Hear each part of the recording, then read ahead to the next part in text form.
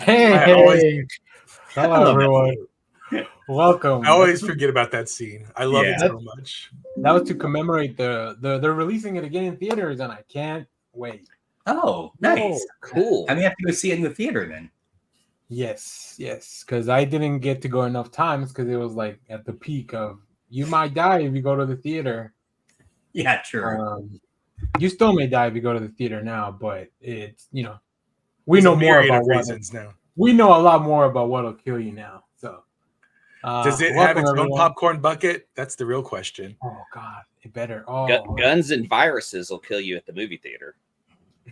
We haven't cured either. Not yet. Welcome everyone. We have a packed show today. For our main topic, because last night or yesterday, I guess, was my birthday. Last night, only last night. Yeah, I think I was born at night. I believe I was born at like 10 p.m. or something. It was at 10 a.m. baby. I'm 100% regretting we didn't get some kind of person to come and read Danny's tarot today and do a star chart for us, and so we could find out all about Danny. I wanted a in Parks and Rec, the little horsegram or whatever. You've had a little Sebastian. No. Like the little thing that delivers a message, like when Ron got Tom got divorced. Oh, yes. He just got divorced, of course. Yeah, that's what I wanted. A singing telegram. Yes, exactly. But for that, because the guys know that Zack Snyder is one of my favorite directors, if not my favorite. Maybe, I don't know. That's probably a whole other topic. For our main work on a singing telegram right now. Yeah. Yeah, thank you. I knew you would get that. You would think the same thing I did when we were talking about it. Kind of our main topic will be that everyone's gonna pitch we're gonna play a game where everyone pitches a property in the style of Zack Snyder. So we'll do that later on in the channel. We got a lot to talk about. D23 happened last night. We got I don't know. There's a lot happening. So let's get started right away. Let's talk D23 first, because I feel like it's the hottest thing on the market right now. I can say that D23. It happened yesterday. Was it yesterday? I guess it was going on yesterday. Yeah, as I was watching after wrestling, I was like, oh, people are about to start talking about it. So. See, I had to go to like a workers' retirement thing yesterday afternoon, so like I missed out on all kinds of news yesterday, and I got back and the phone was blowing up and it was like D23, and I missed what happened in SmackDown. I need to fix my sound. You guys keep going. Okay. But yeah, so but then I got home and I saw that there was that Marvel and Disney unleashed a myriad of upcoming projects from their D23 announcements. So let's talk about those fellas. And the first thing on my list is something that none of us have seen, apparently, except for me. There's going to be an Avatar 3, Fire and Ice. But I don't think anybody here on the crew, except for me, has seen any of the Avatars. And I've only seen the first one, and I don't really remember anything about it other than it has blue people and trees. I thought they really jumped the shark when they added whale's piss into the lore. But I haven't seen any of them, so I don't know. That's just what I've heard through the grapevine. But I'm shocked. It's like number 2 is still like one of the top 10 movies of all time. Like both Avatar movies are in the top 10 of all time, I think, right? Sales wise. I'm not gonna lie. I was immediately turned off Avatar when they phoned it in and used the papyrus font for the logo, and I'm just like, this doesn't look interesting to me. James Cameron was so busy trying to crack 3D that they were just like, use whatever font. I don't care. Yeah, I don't care. Just scroll down. That one. That was good. It was the placeholder marketing was using, and then nobody ever updated it. Right. So yeah. So there's going to be fire and ice in the third one for those of you that are interested. Or maybe it's a who's the fantasy fire and ice guy? Yeah, it's Frank Franzetta.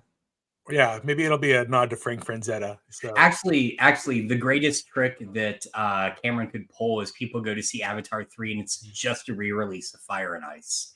That would be pretty amazing. So they dropped some stuff for Moana 2. So there's going to be a Moana 2 and a live action Moana. Man, yes. I wish Disney would stop doing these live action recreations. Too much. Except for maybe the Jungle Book, there is not a good one. That's the one I like too. Yeah. So I haven't seen the Jungle Book. The best one. I haven't seen the live action one. I'm just glad The Rock is still going to have some jobs, out there to do. Yes, he's got to do something till WrestleMania 42. Yeah. Well, apparently he's also doing some truck movie with Pixar or Disney or something. It didn't make my list, but it's some. I forget. There was some truck movie announced. Is it in the world of cars? That's what I was wondering. I think it might be Convoy. Yeah, it's Convoy. It's called this I'm excited about. Incredibles 3. There's going to be an Incredibles 3. I'm excited about that. I mean, now that we're getting a Fantastic Four movie, do we need more Incredibles movies? Yeah, that's actually a really good point, Danny. I'm kind of with you on this one. Because the Incredibles were the best Fantastic Four movies we had. Yep. Until then, but this one, listen, I love. Is it Brad Bird? Right? He makes those movies. Yeah. I like his work, but this upcoming Fantastic Four film looks pretty fantastic. So maybe this is Brad Bird throwing down the gauntlet. He's like, no, my team is still the best. My Fantastic Family is still the best Fantastic Family. Can you imagine if he releases it on the same day? Disney competes with themselves. Yes, exactly. Pixar versus Marvel. Let's do it. Eventually, they're gonna have to. Yeah. Toy Story 5. There's gonna be a Toy Story 5. I haven't seen 4, so I think I'm done with Toy Story. I haven't seen 4 either. 3 is such a beautiful ending. This feels like they're just beating a dead horse. 3 is and it shouldn't be continued after that. I mean, I went to a screenwriter's script read, and they did Toy Story 3, and when they just said montage of Andy playing with toys, people cried because they knew what happened just without seeing it. I actually like the alternate version story of Toy Story 3 where they do fall into the fire and then the movie's over. So then there's never any more sequels. Like, it's still sad, but they all get a really nice goodbye and there's no more sequels. So that's my Toy Story fanfic. In fact, you just stop the movie. Whenever you watch it, you stop it and then you just live that movie thing in your mind. Where like, that's the end. Same with I don't know if you guys ever watched in Friends. Like, Phoebe had never seen the ending of Bambi. Like her mom never let her see the endings of some movies if they were sad. It's kind of like that, but backwards, where I just end at the sad part. This is something I just put on the list because I love these guys. Pixar there's an original movie they're producing with the head writer of the We Bare Bears cartoon. Now that is interesting. I'm really interested in this. Yeah, because that cartoon is so funny. The Bears is the Bobby Moynihan and Patton Oswalt and a third bear. Yeah. Okay. And they get weird, crazy hijinks together, and it's so smart and funny and like simple, but in a good way, like clean. Right? Do they steal picnic baskets? No. But the thing about that I love is it's one of those rare shows that, as you said, it's smart and funny, but it's also wholesome, right? Yeah. Like it never like you can sit down with like a 4-year-old and watch that show and have a great time. Yeah. Outside of the bear nudity, I think it's pretty tame. Hey, they go full Donald Duck in that show. All right. Let's see. We had the Zootopia 2. For those of you who are into what the Zootopia animals look like. Listen, I know they got to follow. I don't know. Well, they got to follow. They got to follow. People just love rabbits. That rabbit from Zootopia and Lola Bunny have a following. It's made some kids grow up with weird feelings. You like bring Chitara didn't for our generation, okay? Like Chitara didn't. Bring in Gadget from Rescue Rangers, and you got yourself 100%. Got yourself a movie. Let me tell you, this is generational. Sexualized cartoons for 200. Last thing on Zootopia. I'm just glad Jason Bateman's gonna have something to talk about with the guys on Smartless. I love that show, so like, I'm sure it'll come up. We're getting another Frozen 3. I never saw Frozen 2. Where they introduce the X-Men finally. Again, a perfect film that does not need a sequel. The whole like it's almost to a point where the sequels are now denigrating the beauty of the original movies, you know? Yeah, but it's Disney, so they're all like, money, please. Yeah, I know. Josh, I gotta ask, because I think Hazel probably would have been like the peak age of like she Frozen. was the perfect age, yeah. How many times have you seen that movie? Or was there a period in your house where all you guys were doing was listening to Do You Want to Build a Snowman? No, it was the other song? Let It Go. Let It Go. Okay. No, there was she was the perfect age for that. And actually, just as a quick anecdote, we saw that movie because it was in a winter for the first time where we lost power for like a week and a half, and we had to go stay in a hotel. And while we were staying in the hotel, we went to go see Frozen. And I just remember commenting, it's like, why are we going to see a movie about like ice when we're already like freezing our asses off? We're living Frozen. Yeah. I never saw the sequel. Is she just like even meaner in the sequel? She's like, it's more Frozen. And they have to like break down those walls. Yeah, I never watched that one either. I watched Frozen because I was at a friend's house and its kids were watching it. I was like, all right, I guess I can sit here and watch an animated film. It's pretty good. Like the first one's pretty good. It's a fantastic movie. I mean, to the point where my peak Disney film is still Beauty and the Beast. Frozen's second. I mean, it's really close. I love it. I think mine's Hercules. Okay. No, that makes sense. Yeah. I do hope it's about global warming. They showed some footage from the live action Stitch, Lilo and Stitch movie. So we now know what Stitch looks like. It is not a Sonic thing. Like, he looks good. We're good to go. Live action. The live action looks good. So it's he doesn't have weird teeth. All right. They also apparently showed some stuff from the upcoming, which I had forgotten when this is a thing, the Snow White live action movie. I didn't even know they were doing that. Apparently Rachel it's pretty Ziegler. CGI heavy. Yeah, Rachel Ziegler, but she filmed it like a year and a half ago or something. Like, it was like There was a lot of controversy with the dwarves,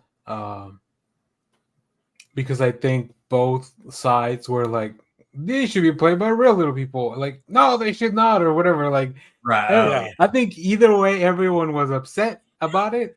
I feel like Disney should have been like, you know what? This one's gonna be the one tax write-off that we do.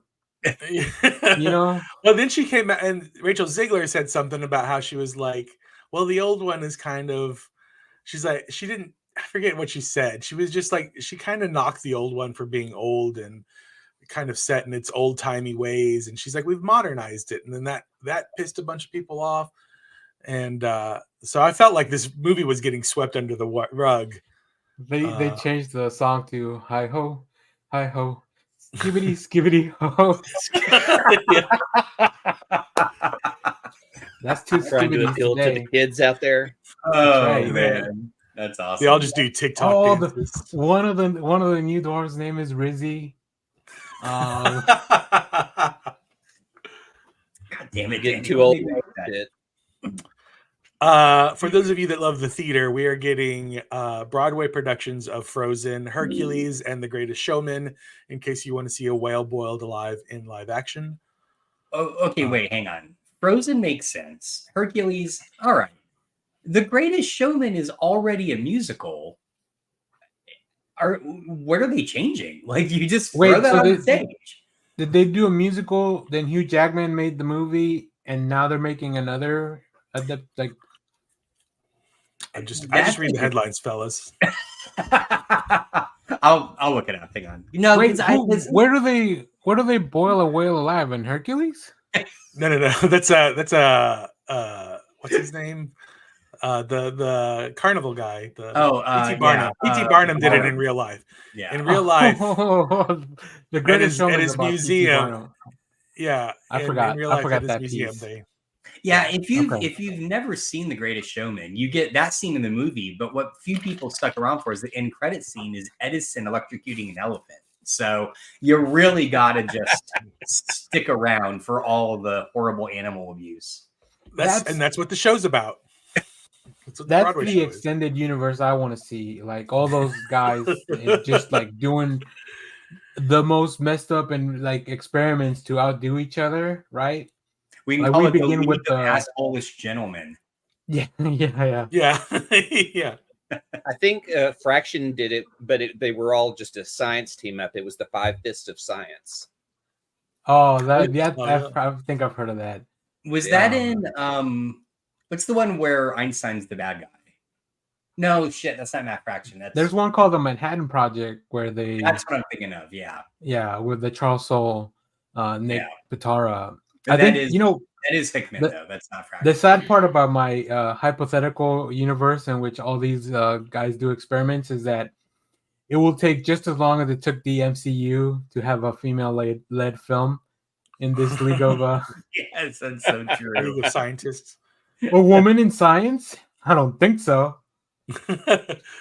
We don't need to talk about them. That's right. We've got there was a trailer for the Skeleton Crew, the new Star Wars Skeleton Crew live action show. We'll watch that later. Yeah, we'll watch that when we're done with these. There was some footage from Andor 2 that is coming out, which reminded me I need to finish watching Andor. Apparently there was some footage from the Mandalorian and Grogu movie that is coming out, where Grogu gets a new suit. Tiny little Adorable. suit. Is that the whole plot? Yeah. That's it. It's just him going shopping. Yeah. It's a fashion show montage.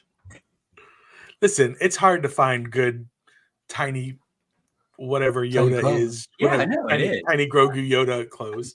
I totally get that. I mean, the armor made that little Beskar little shirt, but it's silly because he's just gonna outgrow that in 100 years and like gonna be useless. So yeah.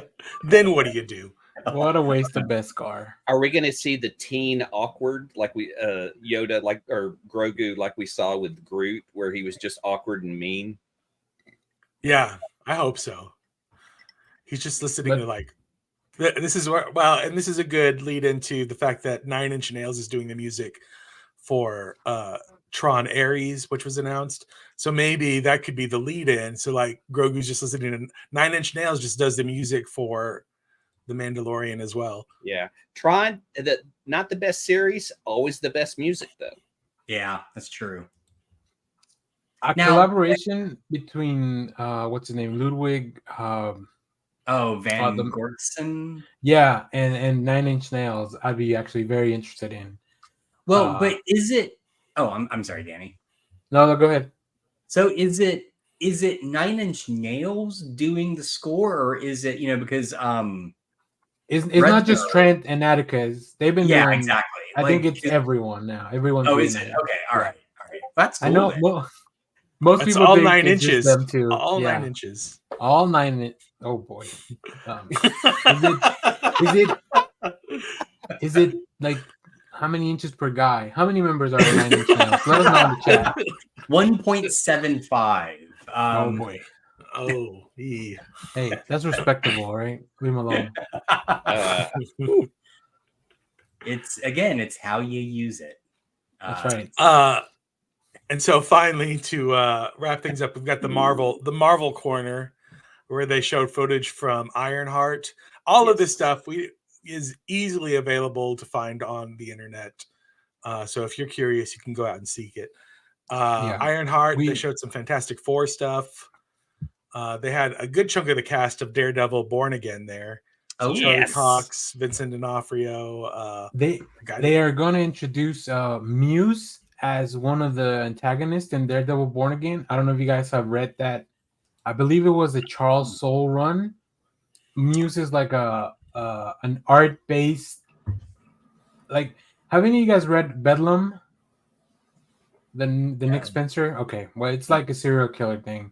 Well, well, you guys have seen Seven and how that whole thing was an art performance. Muse is that kind of concept of a villain where his crimes are they're an art performance, but they're super messed up. So I'm actually very excited. I did read this. Yeah. It's like he wears like a beanie and he's got like crying blood all the way to his chest. It's a super cool design. It's a cool looking design. Yeah. I gotta find this real quick. Shout out to my buddy Neil. Thanks Neil. Appreciate it. Let's see where we are. And then they had a trailer for Agatha All Along. Yeah. Yes, which looks pretty good. Comes out exciting stuff. I'm excited for that one. More Aubrey Plaza, please. Yeah, she looks like she's gonna. And we also have that. We'll probably watch that trailer a little bit later. Okay, but she looks awesome in that. I didn't. Yeah, who's she playing? A witch. You know? I mean, a witch. She might as well be playing Lenny. If you watch the Legion, she might as well just be playing Lenny again. Anything that comes from the other universes, Lenny was one of the best bads. Lenny was one of the best. Yeah, that season of Legion was amazing. Listen, we live in a multiverse now, so who knows? That is true. Actually, that's a really good point. It could. I mean, Deadpool confirmed it. You know, he's still waiting for Thor to cry over his body. But that was everything I had coming out of D23. Unless Danny, did you see something else that came out? No, I think you pretty much nailed everything. Is there anything that is okay? I guess the one thing I'll say, I was really expecting an Ironheart trailer because that show should be coming soon, and we haven't heard anything from it. We don't know what the show's about. My guess is because as I was flipping through TikTok and X and all the socials this morning, like everything was out there. So my guess is they're going to officially throw this stuff out on their YouTube channel soon. Yeah, because they don't seem to be trying to take any of it down. There's just I guess a Friday evening to drop trailers is not the most ideal place, right? If you want to catch the hype, but it's a 24 hours news cycle now, so I don't think it matters when you drop stuff. Like people are going to find it and go crazy over it. I'm really interested. Maybe we'll see them during like the because aren't the Olympics ending? Don't we have the on Sunday? Sunday. So they'll probably drop them. I would drop them then when everybody's watching the closing ceremonies. But it is worrisome if Disney's going to hold this event and not talk about Ironheart, like at all, right? Yeah, I mean they had Ryan Coogler there, so that's a pretty big. Okay, I feel like they weren't. I just want to know. Are we gonna get Mephisto? Because the Hood Anthony Ramos is supposed to be the Hood who got his powers from Mephisto directly. So like, are we? And there's rumors of Sacha Baron Cohen being involved in the show. So like, are we finally gonna get Mephisto? Yeah. There's feelers out there. That's cool. I don't know. I think he makes a pretty good Mephisto. I think. He's lanky enough to be Mephisto. I just imagine that one panel where he's like really elongated and stuff. I mean, I feel like, I always think back to him in I'm blanking on it. The movie about Borat. No, Hugo. Hugo, where he plays the really not a funny role. It's kind of a serious role, so yeah. I was pretty hyped when he was supposed to be Freddie Mercury in the Queen movie. Was he really? Originally he had to drop out. I don't know. That's a good Nobody question. could sing like Freddie. It would have to be dubbed. Yeah. We all try though. Karaoke. We've all tried. Exactly. Heyo. Okay. Anything else, you guys? Any standouts on these all these announcements that Jeff kind of put together?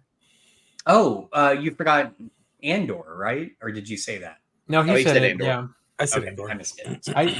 The best way I recommend to watch Andor is like 3 episodes at a time because they're kind of like little self-contained arcs that then build up to a longer arc. So if you don't have, think about it like 3-hour movies almost, which makes sense. I Rogue One's my favorite Star Wars, so I think Andor gives me everything I want in a Star Wars series.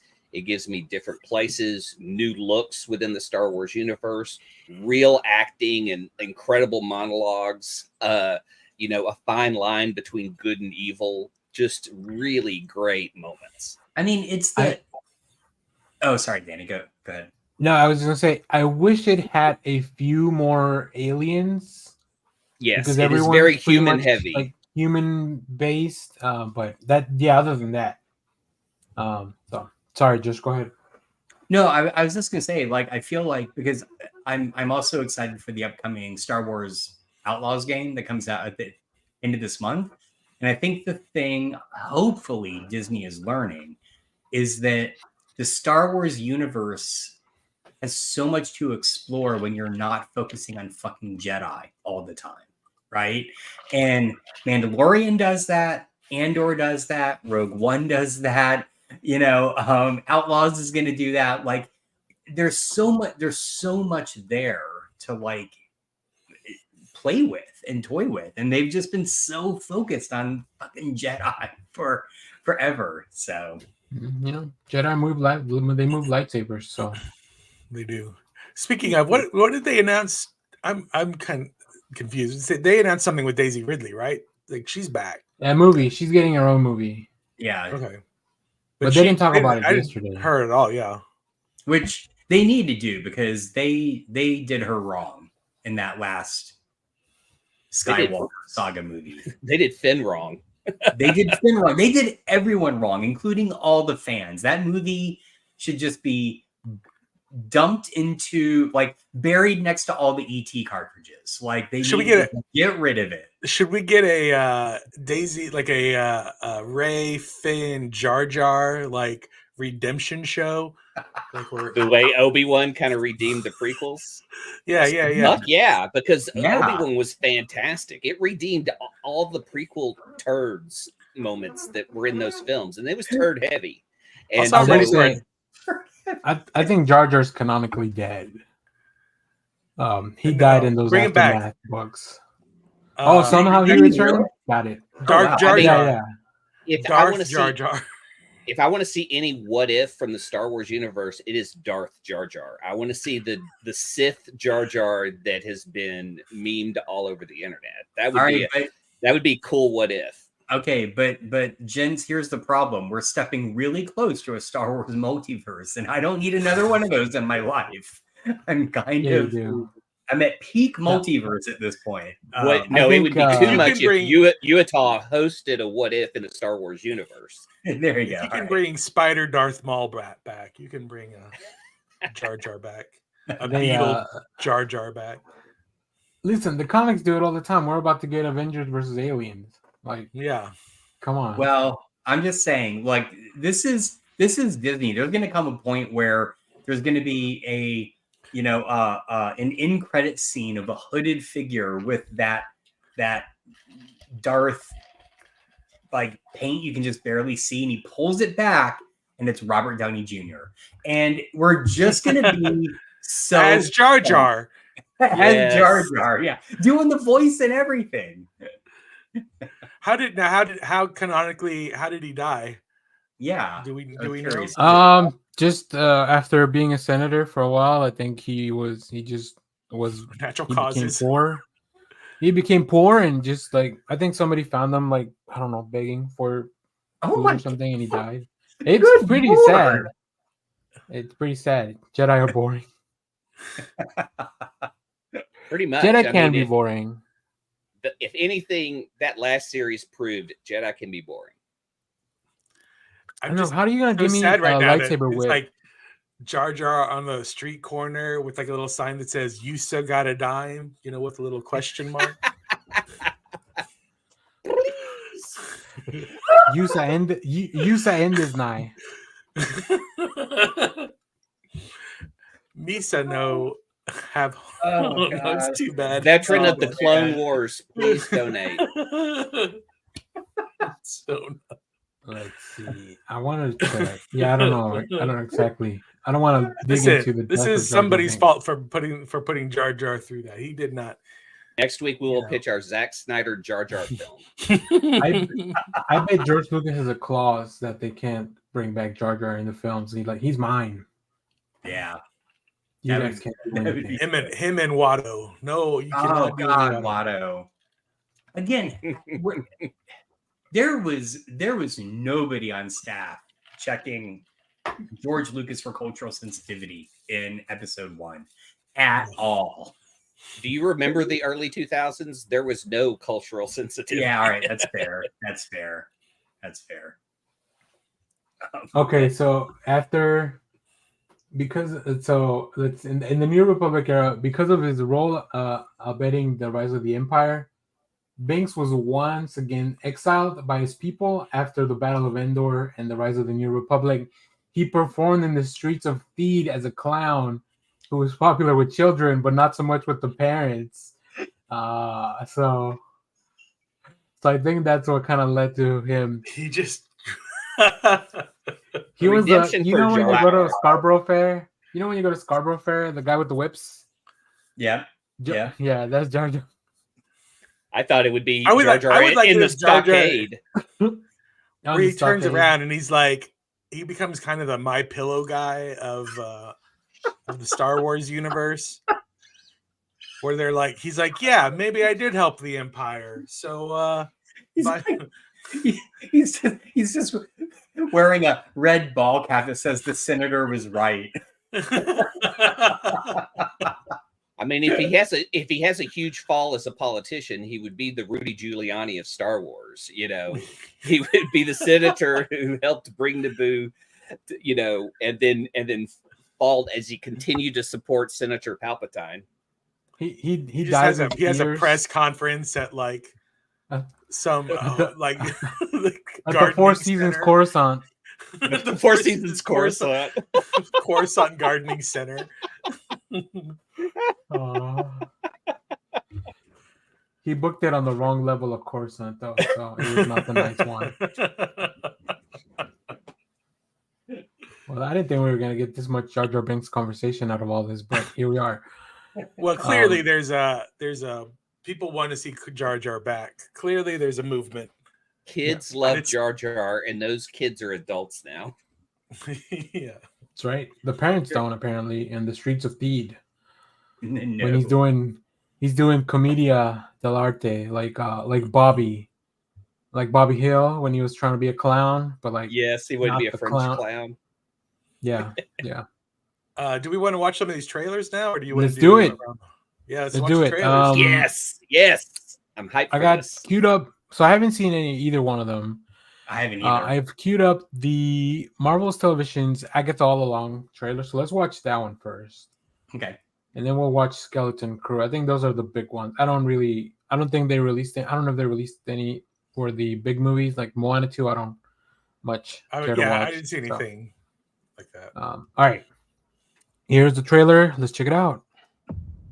Agatha, Who's been messing up everything? the Covenless Witch. It's been Agatha all along. I also want this True Detective show with her. What really happened to you?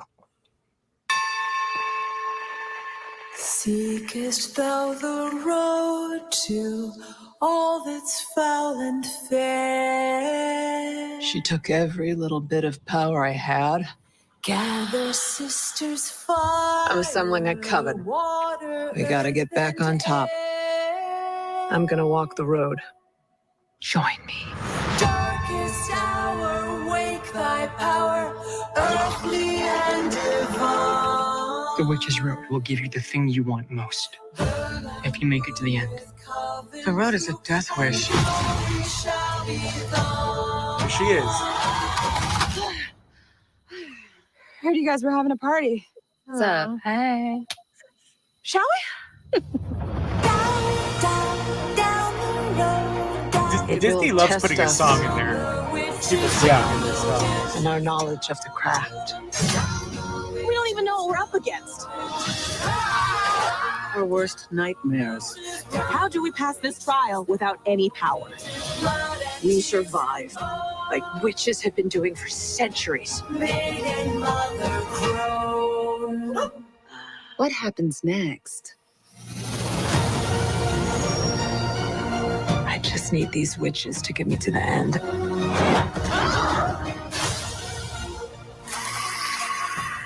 The bodies are really piling up. Why do you let them believe those things about you? Because the truth is too awful. I want my prize! Time to finish the road. Last one there is a nice person. Follow me, my friend, to glory at the end. Yes. Dang. All right. That I'm was hyped. I'm ready. amazing. Absolutely amazing. I hope every Halloween that they do something like the way they did Man Thing last year, and now they're doing this. It looks like it's going to end on Halloween. I'm getting a lot of Wizard of Oz vibes from. That was interesting to have a traditional looking witch in there. I feel like at a certain point they dress up in Halloween costumes, and so maybe one of them dresses like the Wicked Witch of the West. But I kind of wonder if Aubrey Plaza is playing her character from Legion. It feels That'd be interesting. Like that character. I'm trying to go through witches in my head of the Marvel universe. I mean, is Legion on Disney Plus? It's on Hulu, so you have that combo. Yeah. Oh, is it? Hang on. It's definitely on Hulu because it's a Netflix show. It may be on Disney Plus now when they did the whole wrapping in the Hulu stuff. So but God, there was something else in there as well. I think the teenage. I think it's gotta be Wiccan, right? It's gotta be because they just call him teen in the captions, right? They don't want to give the name away. Nika Minoru should make an appearance. Oh, that'd be cool. What if they tie it into Werewolf by Night? Do you think we'll get whoever the actress that played BB from Frasier is going to show up? Or I also interestingly that they have like a full exorcism thing happening on a Disney Plus show. I know. We're post Deadpool Wolverine. Anything goes. Money, please. But that's clearly rated R. Like I saw a bunch of people saying like, "Oh, Guardians of the Galaxy had one F word, and Wolverine, Deadpool had like 168." Yes, but one of those was a PG-13 movie, and the other one was rated R. So like, that's not a fair comparison. But but let's Sabrina go. the Teenage Sabrina Teenage Witch. But let's go back. I mean, also, the show that this spun off of is not a kid's show. And I think just in terms of tone and approach, Disney Plus has always really not been for kids. I mean, the Marvel stuff is adult stuff, right? Yeah. So, I mean, for God's sake, She-Hulk had a walk of shame in it. I don't want to have to explain that to an 8-year-old, you know? So, I mean, I like it though. Looks interesting. I'm excited for it, and we'll definitely be talking about it when it comes out in September. I think it leads all the way up to Halloween, if I'm not mistaken. Yes. So, And I'm just excited to see Catherine Hahn and Aubrey Plaza like act off of one another. Yeah. Like that seems like it's a good time, you know, watching them. So good. I'd love to see some behind the scenes stuff, like, you know. Just when she looks at the camera and you realize that in this she is the Agatha character, presumably, right? So she's the Zach Morris. My assumption on the story is that both Agatha and Aubrey Plaza's character are using the coven to get down the road, but both are killing the other ones off as they get further along, and it's going to get down to those two. That's what I figured. That's what I feel like the story is. But here's the thing. What do you think Agatha's prize is? Because my guess is she wants to bring Wanda back to life. I think she just wants power for herself. She wants the Scarlet Witch power. Oh, that's a good. Okay. Because I mean, it would be amazing at the end if she becomes the Scarlet Witch. Yeah. Right. Okay. So in the comics, Agatha is kind of a nanny. Basically, she watches over the Wanda's kids initially. But wasn't there like a giant bull-headed nanny too that also took care of from that does ring a bell. Yeah. I just can't remember the character. I can't either. What if that's Aubrey Plaza? Like and that she's just in like her Aubrey is like, but like at the end of it, she's just like a giant cow that's well, we saw also just wanting to be a nanny. Yeah. We saw it in Moon Knight. We saw the giant hippo in Moon Knight. So Agatha also took care of Franklin Richards, I believe. Yeah. She was basically Marvel Comics' nanny for a while. It's not Man Bull, is it? No, I can't remember. Like she's from I think she's also got something to do with High Evolutionary. I don't know. It's like 80s comics. So do you think Fran Drescher is going to show up? She's the Wizard of Oz of this. I would love for Fran Drescher to be in the MCU. That would be awesome. All right. Well, let's take a look at the Skeleton Crew. Let's take a look at the other trailer, Skeleton Crew, which I also haven't seen, so I'm very excited. Yeah, I haven't either. Yeah, I haven't seen because we all know that everyone loves Star Wars, no matter what they put out. Let's check it out. Jude Law still playing his character from Captain Marvel, which is very interesting. So let's see.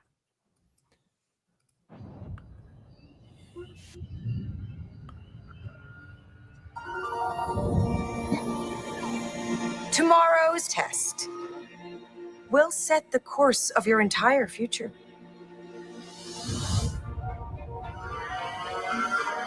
Don't you ever want to do anything exciting? Like what? What if we could go anywhere we want in the whole galaxy? A real adventure. No more pretend. I found something buried in the woods. Cyclops. Hey. What do you think it is? Dead body. I've seen this movie. I think it's a lost Jedi temple. Hello? You're gonna find a dead body. This is just Stand By Me. Be careful where you step. Exactly.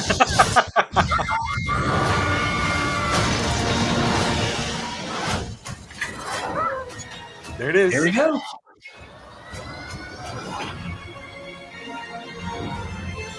We're lost. Really lost. Tis dangerous out there in space. Trust no one.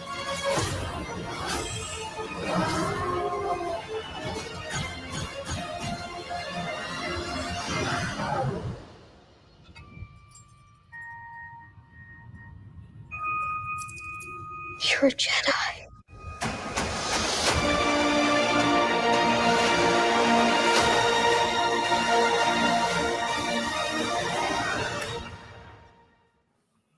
Was that Mads at the end? Mikkelsen? No, that was Jude Law. Oh, that was Jude Law? That's why I mentioned that Jude Law was. Gotcha. Okay. Interesting. I can't wait till the adults are really upset about this kid's show.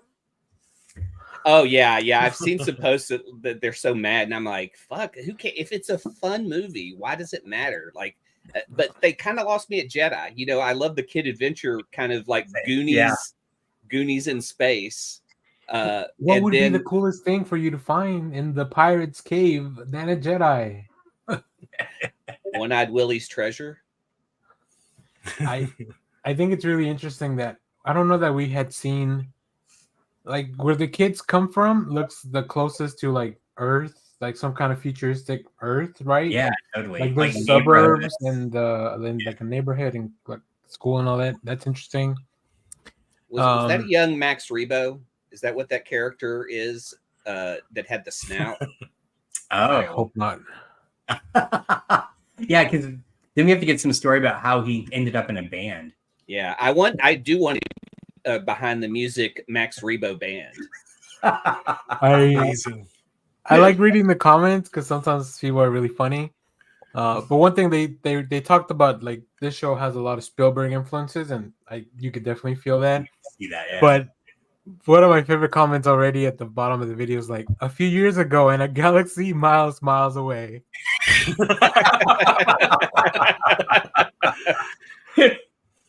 That's good. really good.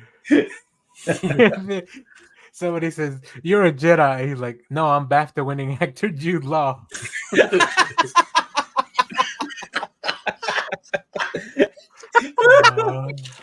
That's the ones that rise to the comments that rise to the top are usually the funny ones. So I love checking it out. Yeah, this looks pretty interesting. I like there's like a little owl looking creature and I don't know. This definitely gives me a lot of like 80s vibes. I just find it funny that these cranky ass old people are like, this is a kid's show. You were a fucking kid when Star Wars came out. Let kids enjoy it, dipshit. Like, come on. I know. I mean, go watch Andor. That's for adults, right? Exactly, exactly. You know, if you want to show that you can like, that's like the opening scroll of episode 4 and 1 that just explains like Rebel Alliance and economics and trade. Then go watch Andor, right? That's fine. But they give you the adult stuff with episode 1 with all the taxation law and everything, and you don't want that either. If you want to learn more about tariffs, please see episode 1. Right. Check out embargoes and tax and tariffs, and you'll see how they work. And you don't want that either. Like it's like there's no pleasing you. Yeah, exactly. Cool. That was a great D23. Great D23 recap there. Thank you, Jeff, for putting that together. Lovely. Yeah, thank you. All right. What do you guys want to do next? We should keep going with the trailer thing and just do the SNL trailer now, I think. Yeah. I've watched it and I'm hyped for it. So yeah, I actually haven't seen it because I wanted to. I didn't tell you guys to wait, so I knew you already seen it, but still very. I hope this is kind of like the Studio 60 type of on the Sunset Strip. Yeah. I love that show, and I don't know anyone else that watched it. Oh, I watched it. I did. Here we go. Yeah, now three people. We just didn't talk about it because 30 Rock went so much longer than it. Ended, so. Next episode will be our Studio 60 episode. That's right. We need to do an Aaron Sorkin show. I have it on DVD somewhere. I used to have it on DVD. A coworker bought it for me because she and I were both Studio 60 fans.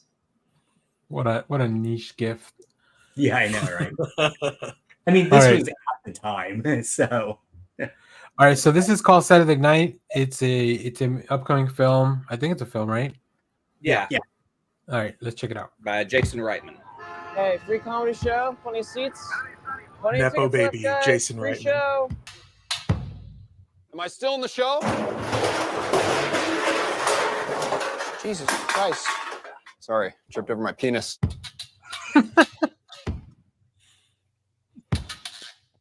Who is playing Chevy Chase? He looks familiar. I can't place him. Yeah, and he's doing a great job. I definitely know who he like. He definitely looks like somebody I've seen before. Right. Let me see. Here's the cast. Okay. Gabriel. I'm gonna get some required reading. J.K. Simmons is on this somewhere. Who's Willem Dafoe? Is he like the? I'm assuming he's like some sort of executive. Yeah, he's got to be playing some kind of executive. Yeah. Lamorne Morris is Eddie Murphy, right? No. He's Lamorne Morris is a Gareth. cast member. Gareth, Gareth Morris. Oh, Yeah, Gareth Gareth Morris. Morris. That's right. Oh, Eddie Murphy's later. Yeah. yeah. I mean, I think the only thing about the movies like this that's interesting is that, and let me wait for Clay to put on his headphones. The thing that's interesting about movies like this is that when they do a tension-filled conversation, like the one Lauren is having with whoever that person is that's telling him like Dick they want you to Ebersol. fail or whatever. It's silly to me because I'm like, well, I live in 2024 and Saturday Night Live's still going, so obviously this is all like, like, I don't know, it feels like they're trying to make it like the underdog or something. It's interesting. It was an underdog show yeah. because Johnny Carson got huge ratings at the time, so they would just put the reruns on Saturday. And when Saturday Night Live went on, they were trying to make so much money, they syndicated it early. So you could watch reruns of Saturday Night Live within the first 5 years of the show. Okay, so here, let me give you guys a rundown of the cast. So Finn Wolfhard, NBC page. I knew it was Kenneth. It's still Kenneth. Kenneth's gonna be there. Kenneth, He is forever. Kenneth. Yeah, he's still alive in the future. Willem Dafoe is David Tebbutt, so probably an NBC exec. Dylan O'Brien is Dan Aykroyd. Ella Hunt is Gilda Radner. Rachel Sennett is Rosie Schuster. Matthew Reese is George Carlin. Carlin, yeah. Lamorne Morris is Garrett Morris. Wait a minute, are they related? Garrett Morris. Lamorne Garrett Morris yeah. from Ant-Man. Oh, Nicholas Braun is both Jim Henson and Andy Kaufman. Oh, wow. That's really Greg. I mean, so here's without all the beard and stuff, yeah. Oh, sorry, Danny, keep going, and then I'll pipe it. No, I was looking for the one that's Corey Michael Smith is Chevy Chase. Where I have had we to look seen him Corey? up. We all know him as the Riddler from Gotham. Yes. Oh yes, I know. And I kept looking at him So like, good at that. I didn't know this guy. That's why. So This may be, I mean, he was great in the show, but this may be his movie breakout role. yeah. Because Chevy is such a dick. And that's what Can he's you got to imagine portray. playing Chevy Chase? And I mean, obviously Chevy Chase is still alive and Right. still, like, I could not imagine like maybe running into him someplace, like at a Starbucks somewhere, or whatever. Like, I'd just be like, ugh. Joel McHale played him in the movie version of A Futile and Stupid Really? Gesture. Yeah. Did he really? Yeah. So check this movie out because need to this watch movie that. overlaps what Saturday Night Live was, and because when they started Saturday Night Live, National Lampoon was huge, and Right. that's where he gets most of these actors from. That and Second City. So and Doug Kinney, who was one of the best writers on here, wrote Animal House, which Chevy was supposed to be in, and he wrote a bunch of movies. And then when he saw Airplane, he thought that's better comedy than Animal House. I'll never be as successful. But then they went on to work on Caddyshack, and during this time, he'll lose Doug Kinney as his best friend. So Chevy is kind of a dick, but he goes through a huge drug period, loses his best friend, becomes a huge movie star after Saturday Night Live. I mean, he leaves after one season because he's so successful. Another book worth checking out is about Michael O'Donoghue. He is one of the darkest writers for Saturday Night Live, and he's in the very first sketch with John Belushi. And he's trying to teach him English, and he's like, I would like to feed my fingertips to the Wolverines. And then John would repeat it, and so it's wild because he's mainly remembered for that more than his writing. That's so funny. There's a great book called Live from New York. Yeah. I mean, it's got massive stories. And That's then the oral history, right? The oral history book, yeah.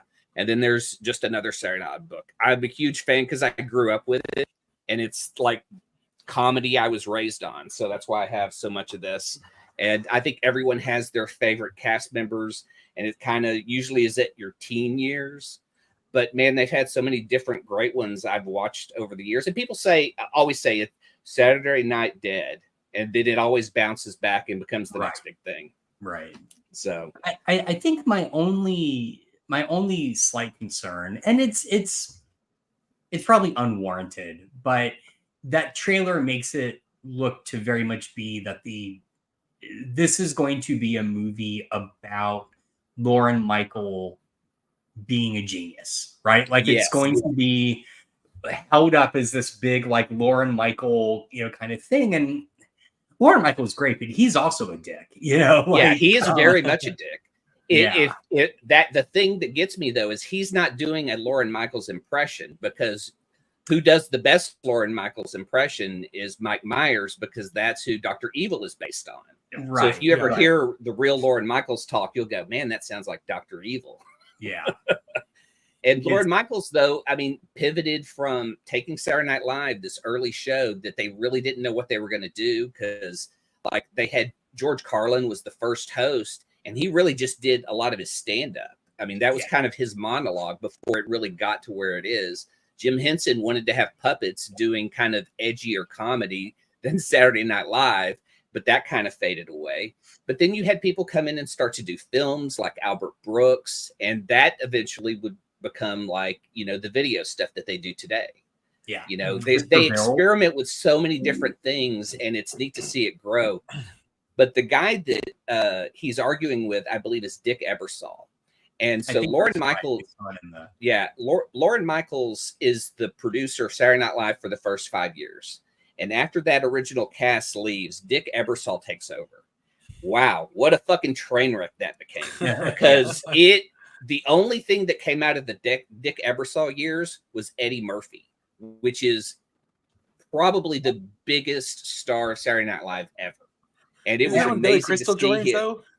Is that Billy Crystal? Robert Downey Jr., Martin Short. I mean, there's some incredible people on there. But when you go back and watch some of these, they are fucking train wrecks, because we were watching Joe Piscopo, yeah.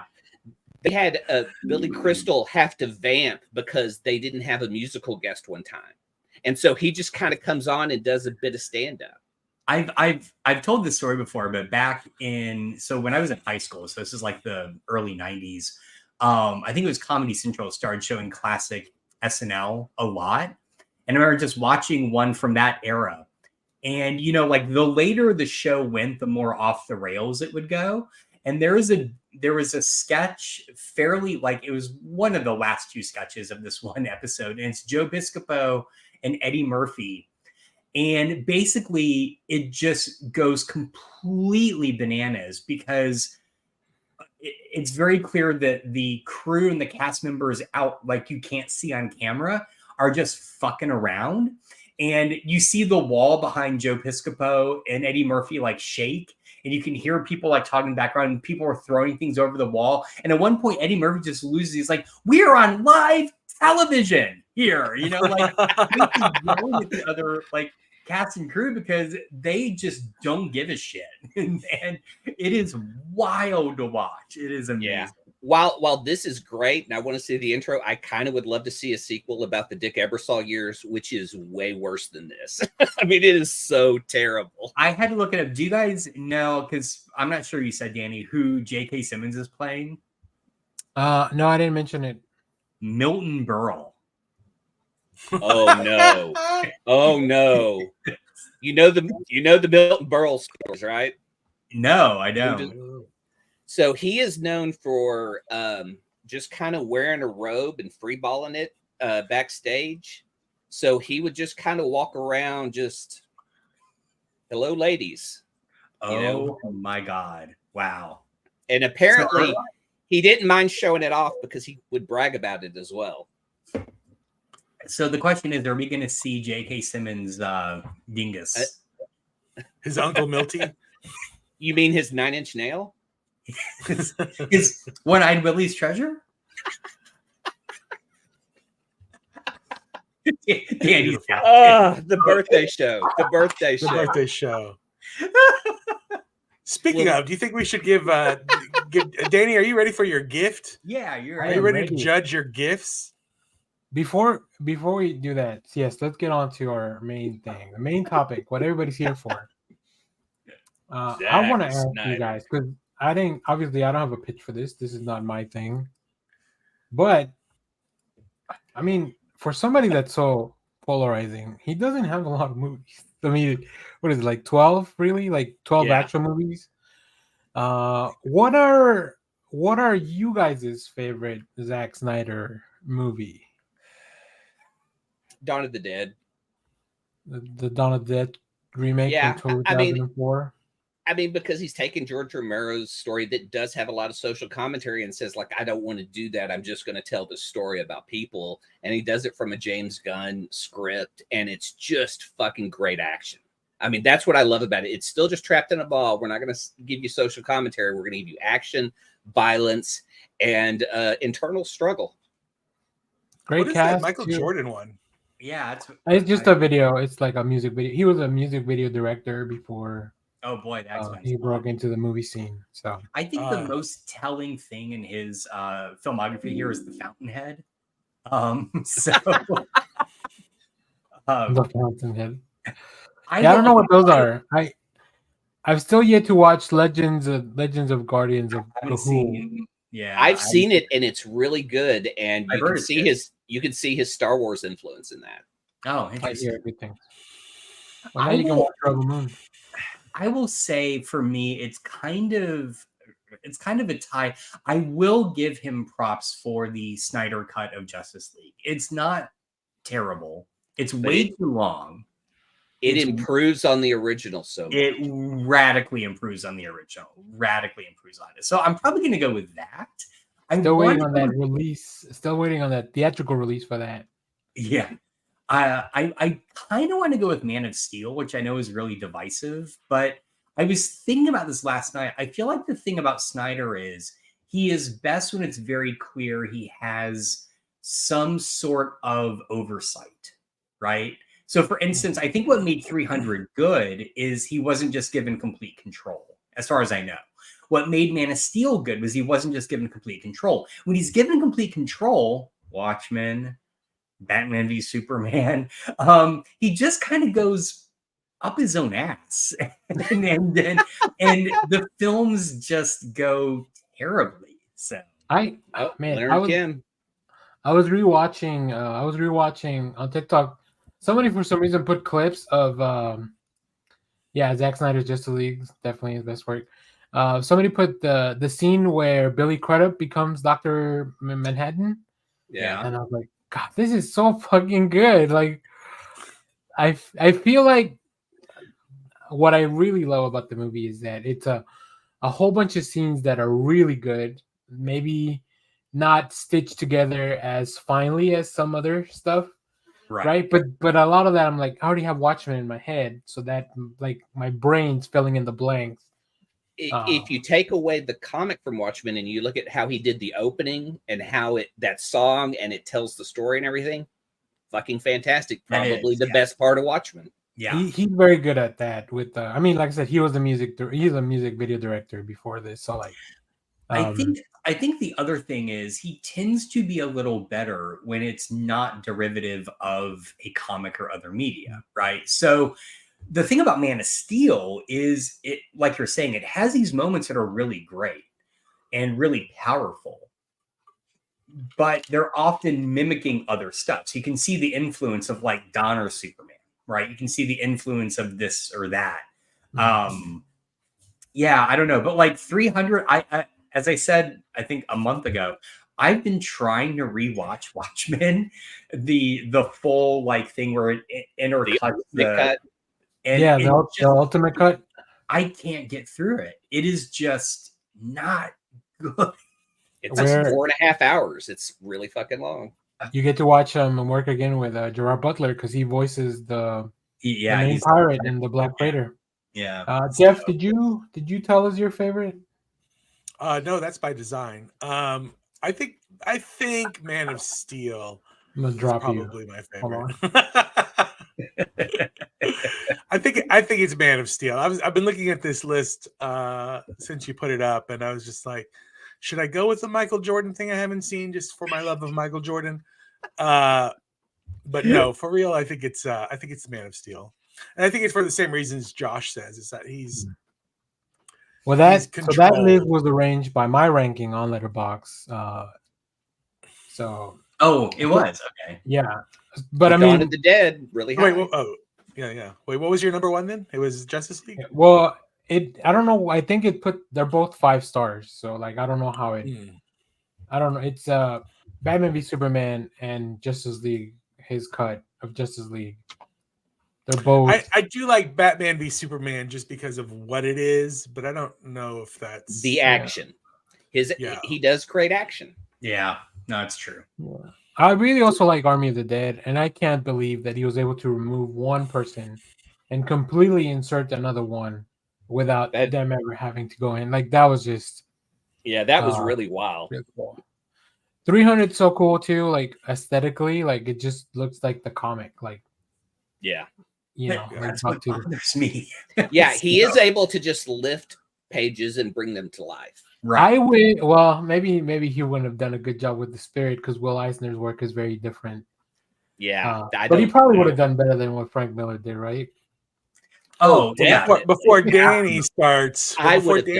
pitching Zack Snyder films. Oh yeah, Let's pitch him our Zack Snyder film. Here we go. So we'll go in a round table, and then at the end of it, Danny, you get to pick your favorite. Which one you want to see the most? So I'm the exec over at Netflix. Yeah, you're the Netflix. You're playing Netflix exec, Danny, and we are coming to you as 3 different Zack Snyders pitching our Zack Snyder film. So Clay, do you want to get started? Okay. Hold on, let me present. Oh, fancy. Yeah, he's gonna show up the rest of us. I don't have any. I was just gonna just wing. Yeah. Clay brought the razzle dazzle. Yeah, he always brings the razzle dazzle. All right, this is my Zack Snyder pitched. Okay. All right. It's like the tape. It is your birthday. Go back. What does he do well? And these are movies I own of Zack Snyder's because action is the best thing he does. What he has the most experience making, comic book movies, all of these, and you could argue, good and bad from it, but I still believe if you take all the action scenes from this, they're awesome. What comic needs a dark and gritty director? Care Bears reboot, a Casper prequel, or Richie Rich becomes homeless? Maybe. No, we're gonna go the first one. Oh, option one. Hard boiled. He's done Frank Miller before. That is Jeff solid. Darrow has done. He has done all the artwork for The Matrix.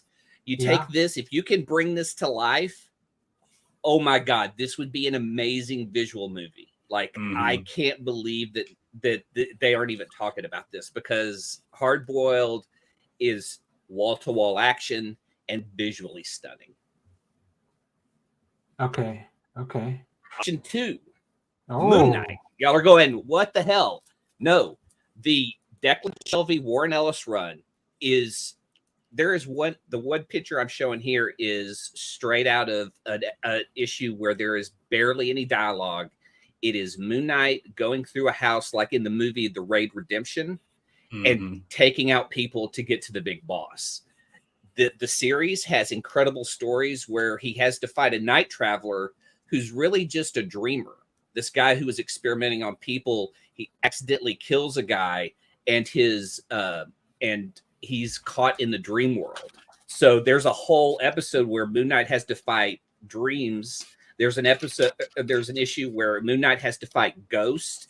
So he goes to Khonshu and he says, how do I fight a ghost? I can't fight him. And he goes, you're going to need new armor. So he gets this whole new suit to fight these ghosts back to the dead. It's amazing.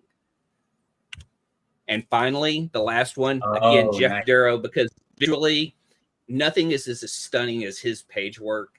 Shaolin Cowboy is about a Shaolin that's been sent from the temple, but he has he's wanted. There's money on his head, so everybody's coming after him, but he can kick ass. And that's my presentation. Okay. I would be interested in seeing a Zack Snyder Western. That'd be interesting. Oh, yeah, that would be good. Yeah, and again, a lot of the look of Hard Boiled kind of a futuristic cyberpunk look. So you could go Western in Shaolin Cowboy or cyberpunk with this. But those are my 3 suggestions just based on what he excels at.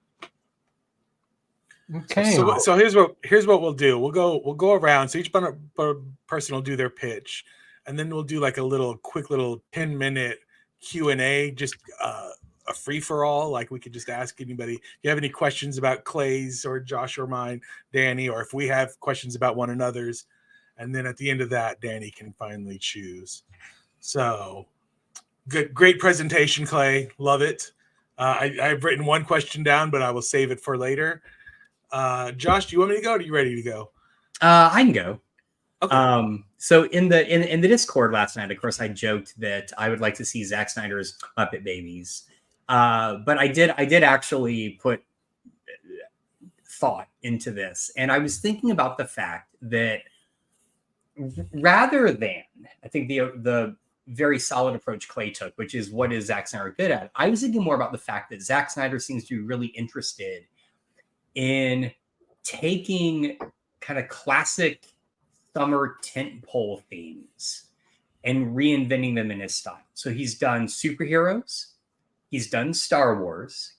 So my pitch is Zack Snyder's Indiana Jones, right? Taking this kind of like classic pulp flavor of action, set in the 1930s.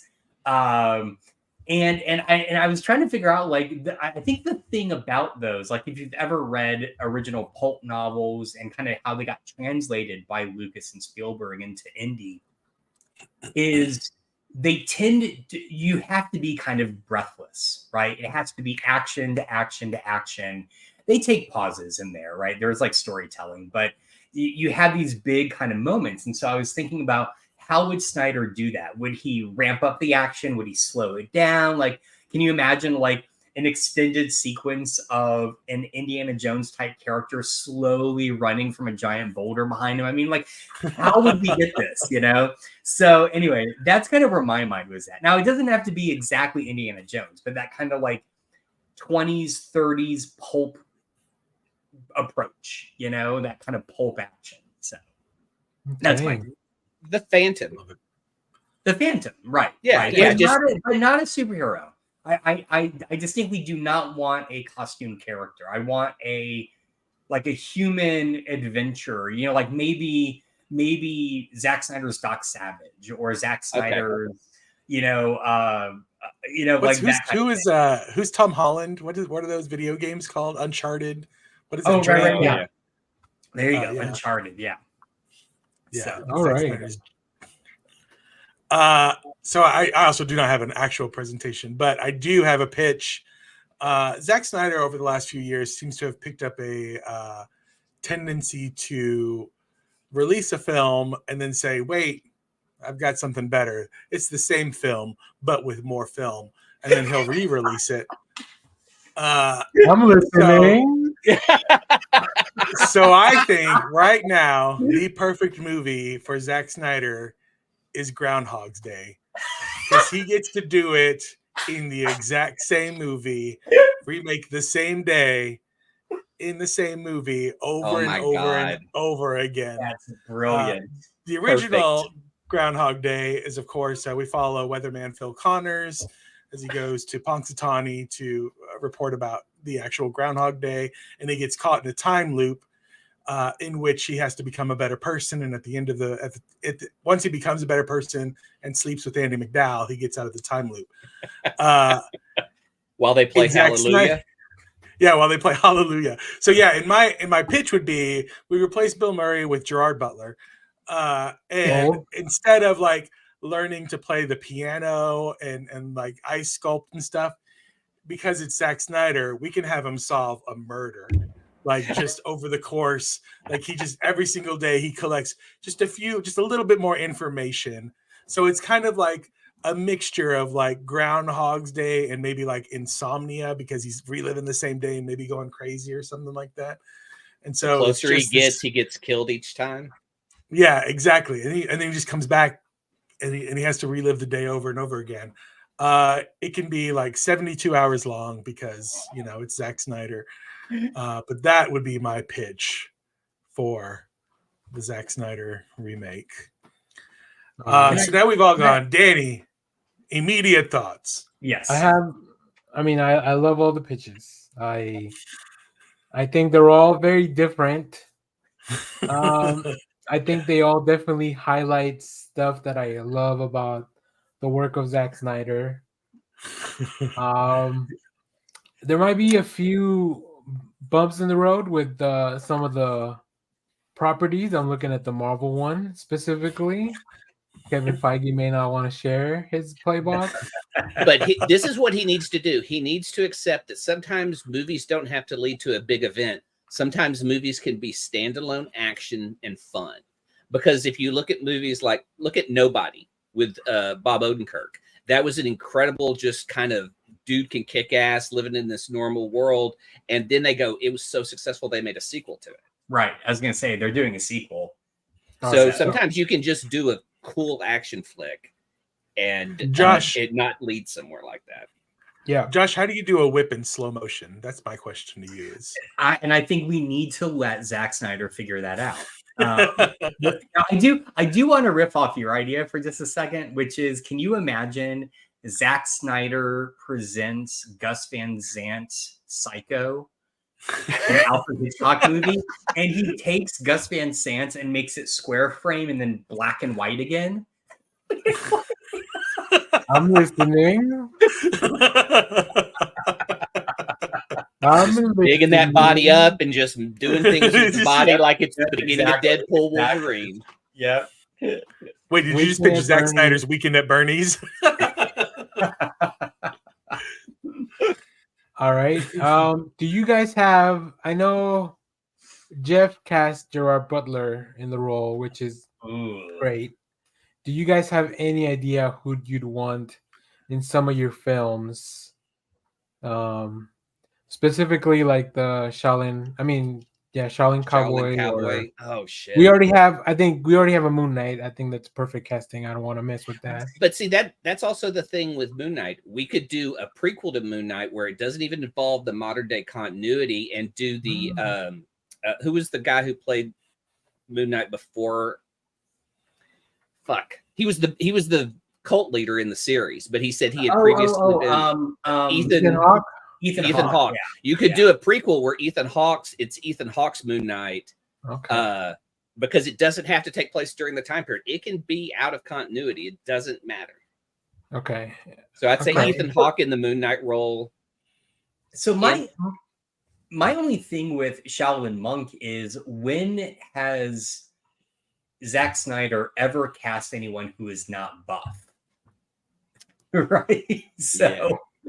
But this is Zack Snyder Shaolin Monk, so yeah, Shaolin Cowboy. Shaolin Cowboy. So he gets out midway through. J.K. Simmons. J.K. Simmons. Oh, that's interesting. Would he have to pull a nobody casting and get buff? No. See, that's the thing, is because the character's a robot. Yeah. Oh, okay. He's already jacked as shit. He is already jacked. Thanks to Zack Snyder Movie, once again, he was working for that. We all know that Commissioner Gordon is notoriously buff. Yeah. So he had to work out for the role. He goes, we're going to need two things, a mustache and still a got huge two body. guns.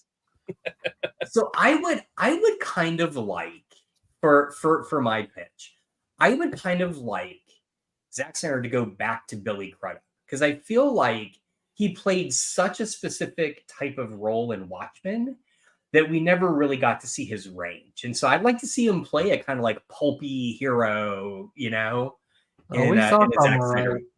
saw some range. Yeah, true.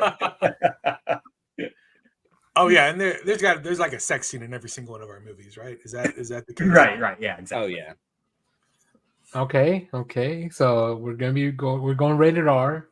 We're going rated I R. do like the idea that Jeff had to make two versions of the film. I think that just makes sense, especially for Netflix, because then I can not only release it once, then we can release it again, and then maybe one last time. Oh my to keep the subscribers coming. I Do mean, you guys have Groundhog money, Day gives you please? infinite releases. That's true. We could turn it into an anime or a TV show. Wait, so does with Jeff's idea, does Zack Snyder fulfill Netflix's ambition of creating a product that you can turn on and binge watch continuously for an entire year? Like, is that the goal? Like, you just hit start on January 1st and it just runs uninterrupted until New Year's Eve, you know? I think so. That's the pitch. Yeah. Do you guys have any specific songs in mind that we would need to license out? The Nick Cave collection, just all Nick Cave. All Nick Cave All songs. of Nick Cave? Okay. Yeah. 100%. Yeah. Okay. I think we have Hallelujah on retainer, so we can use it on any of them. We also have Junkie XL comes in, like, on, he comes along. Because Hans Zimmer is semi-retired. It's semi, yeah. Okay. I guess I will have to make Clay. I think I'm gonna need you to give me the pick. Like, what you think is your best one to put him up against the other two? J.K. Simmons, Hard Boiled, Cyberpunk. That's solid. I just feel like he could pull off the look, the style, the fighting, the action, and. Can you give us a hard-boiled synopsis for people that are not familiar with it? Yeah, there's a guy who wakes up and he goes to work and he believes he's a tax collector, but he starts to get attacked. Check. Okay, people love taxes. And he realizes he's a robot. So then he has to fight another robot, and the robots are trying to keep him submissive by turning him back into a human and filling his mind with what he thinks reality is. It's almost a Total Recall type story, but with more fun violence. I was gonna say, you sure you don't want to get Denis Villeneuve for this one instead? Oh shit! Now come on. Well, but hang on. That would be unbelievable. I will make an argument for Zack Snyder. It's not Clay's birthday. Hold on. It's not Clay's birthday. but here's the thing. Until you said it, Clay, I never thought of the fact that Jeff Darrow is the perfect comic artist to be translated by Zack Snyder. Because it's very much, and I don't mean this in a snarky way, it is style over substance. That is all Jeff Darrow. It is style over substance, and that is basically Zack Snyder. So yeah. And Frank Miller feels very Zack Snyder-y. Yeah. I mean, splash pages, unbelievable look. That is a perfect pick. Yeah. So good. Do you guys have a specific slow motion scene in mind for your film? Yes. Okay, I do. All right. And I am riffing very much off Indiana Jones. I want to stress, I do not want him remaking Indiana Jones. I just want to kind of pulp. Yeah, we can't afford John Williams anyways. Right. Which, again, is why you bring in Hans Zimmer, because the best part of Man of Steel is Hans Zimmer's John Williams-esque score for that movie. But I would like a slow-mo scene of just Billy Crudup standing in front of the golden idol doing this for 20 minutes. To what Nick Cave song? Yeah, that's a good question. Let me think about that. Okay. Beginning of the book, here's your character intro. He's just obviously beaten to hell and on fire. Slow-mo as a car hits him and drives him through a wall into a crowd of people. Yeah, there we go. Oh, I like that. I like that. And we would just option music from the Cars. Rick Ocasek, anything the Cars would be what would used in that opening scene. That's amazing. All right. Jeff, do you have a slow-mo scene in mind? Yeah, I think the best slow-mo scene would be, there's that scene in the original Groundhog Day where Bill Murray is standing in the street and Stephen Tobolowsky keeps showing up, and he's like, "Hey, you know what?" Like, he keeps introducing himself as Phil. Yeah, Phil. Yeah, so it'd be that scene, except in slow, like in the slowest motion, where he like realizes Stephen Tobolowsky or whoever it is we've recast is coming up again, and that realization is dawning on him, and he slowly turns, and you can see Stephen Tobolowsky walking slowly towards you, and then maybe we have some kind of like, I don't know, like "Goodbye Ruby Tuesday" by the Rolling Stones playing on in the background, kind of thing. Holy shit! I love this. Yeah, I like it. As he's realizing that he's living the same day over and over and over again. Yeah. All right. Before I got one more question, but I know Jeff has a question or a few questions as well. And I'll let you guys chime in. So I'll give you time. I'll give you my question. Give you time to answer while we go over some of this stuff. The Zack Snyder movies are very well known for having like one specific line where it's like, that's what people remember, right? Like "This is Sparta" or like something like that. Why did you say that name? Why did you say that name? Or like, you know, like, "You're not trapped in here with me." I mean, I'm not trapped in here with you, or what, like all that stuff. Yeah. Do you guys have a specific Do you line? bleed? Yeah, exactly. Like, do you guys have a line for your film that's what we're gonna make the T-shirts? Looks like Clay's ready. Yes. I don't. Nobody move. My name is Nixon. I'm a tax collector. All right. I think mine is because I just keep defaulting to Indiana Jones. Mine's going to be "I hate snakes." How about "Whip It Real Good"? How about what? Whip it real good. Whip it real good. That's good too. That, like Devo. It would yeah, just be a Devo soundtrack. But a cover slow like down. like a Jordan Peele slow down. Yeah, Devo exactly. Cover of Whip It. Yep. Okay, I like it. I like the synergy here, guys. This is this very is good. This is very good. Jeff, did you have something? If not, we can go to your question and then come back to that quote. I don't really have it. I think it would be cool if if at the end of each day he says, "Here we go again," or maybe at the beginning of each day or something like that. Like just one of those kind of like, "Here we go again." Especially if it's Gerard Butler in the lead. Yeah. Okay, so I have a question for Jeff. What would be his wake up music on his radio every morning? That's a good question. Cyndi Lauper's "Time After Time." Oh, that's perfect. I think perfect. I was also thinking of the, in Moon Knight, like "Every Time I Wake Up," like the song from the trailer. Yeah. Definitely an old repurposed song. I actually don't have that many. My questions, I guess, would be like, how long are your movies? Because this is an important Zack Snyder question. Oh, excellent. You can give me the length of your movie, and then your director's cut. Right. Yeah. Exactly. I say 90 minutes because every movie should just be 90 minutes, and a director's cut should always be over 2 hours.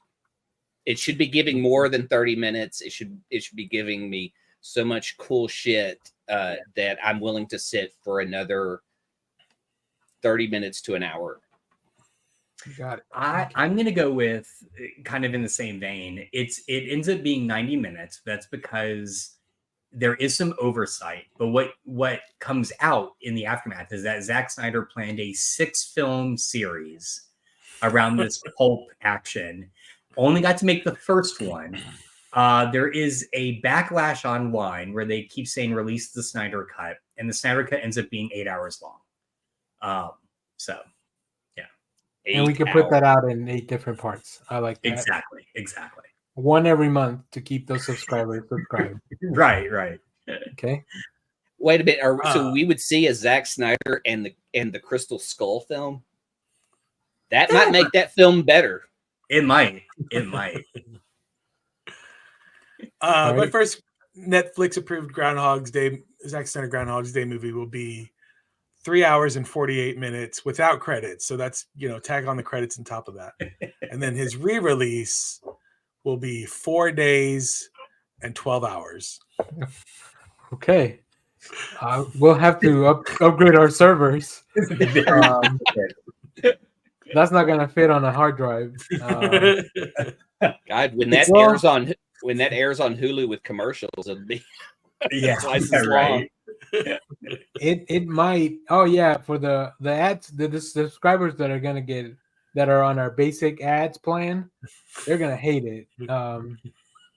It'll be just like its own Tubi channel. So you can just put it on and just let it run. All day, after watching Kingdom of the Planet of the Apes being interrupted by fucking drug commercials, I swear to God, like, I'm so glad I don't pay for Hulu. Oh my God. Apes together. Here's a Vialis for you. Apes together. Timosil. Yeah, exactly. Erectile dysfunction. Apes together. Why are all the X for erectile dysfunction? I don't understand. I know, right? What do they know? All right, Danny. Time is up. It is time for you to choose your favorite. I've been talking to the number crunchers, and we love to stay in the red here over at Netflix. So we're gonna greenlight all 3 projects from you guys. Congratulations, everyone! Great success. Zack Snyder is in business for the next decade. Zack Snyder's name proved very well in the focus groups. I think the wildest thing would be if Kevin Feige did come out and say, "Hey, we just got Zack Snyder. We're going to be doing a film." Because everyone would be like, "What?" That'd be hilarious. Actually, what if Kevin Feige comes out and says, "We just got Zack Snyder's Rebel Moon, and we're going to turn it into a Star Wars." We're gonna connect it. The skeleton crew lands on the Rebel Moon planet. Right. Exactly. Well, fantastic, guys. I loved all the pitches. I'm very excited for these. If you're watching, leave your own pitch. Maybe Danny will. Yeah, let us know what was your favorite pitch, or give us your own pitch in the comments. Let me know your favorite Zack Snyder film. Cool. Though I really wanted to lean into the Casper prequel. I felt like Zack Snyder could do that. I think we should. I think a horror movie by Zack Snyder would be interesting. Yeah. Like Dawn of the Dead's kind of horror, but not like that type of horror. Yeah, but not like it's like the gory kind. I want something more. Yeah, but others horror. Yeah, that fear of isolation. Yeah, it's got a lot of dark shit in it. Yeah, contemplating your own end. Never done that. Listen, I'm just happy I got to make my Zack Snyder Groundhog Day joke. That's all. I love that. Out of this. That's awesome. I would like to see that. And I think that we should get Bill Murray for a cameo. Oh yeah, that would be good.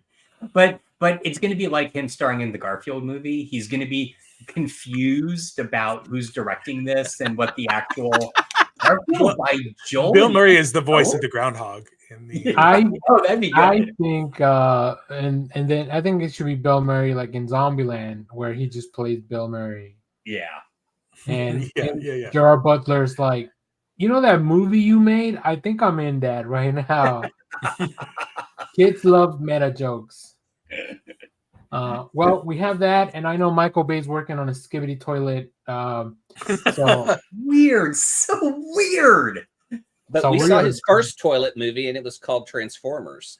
But the fourth one, the one with Marky Mark. The other ones are fine. The one with Marky Mark is why we called the term cinema. It's not film; it's art. You know, the engineer Jaeger from Texas. They're all over the place.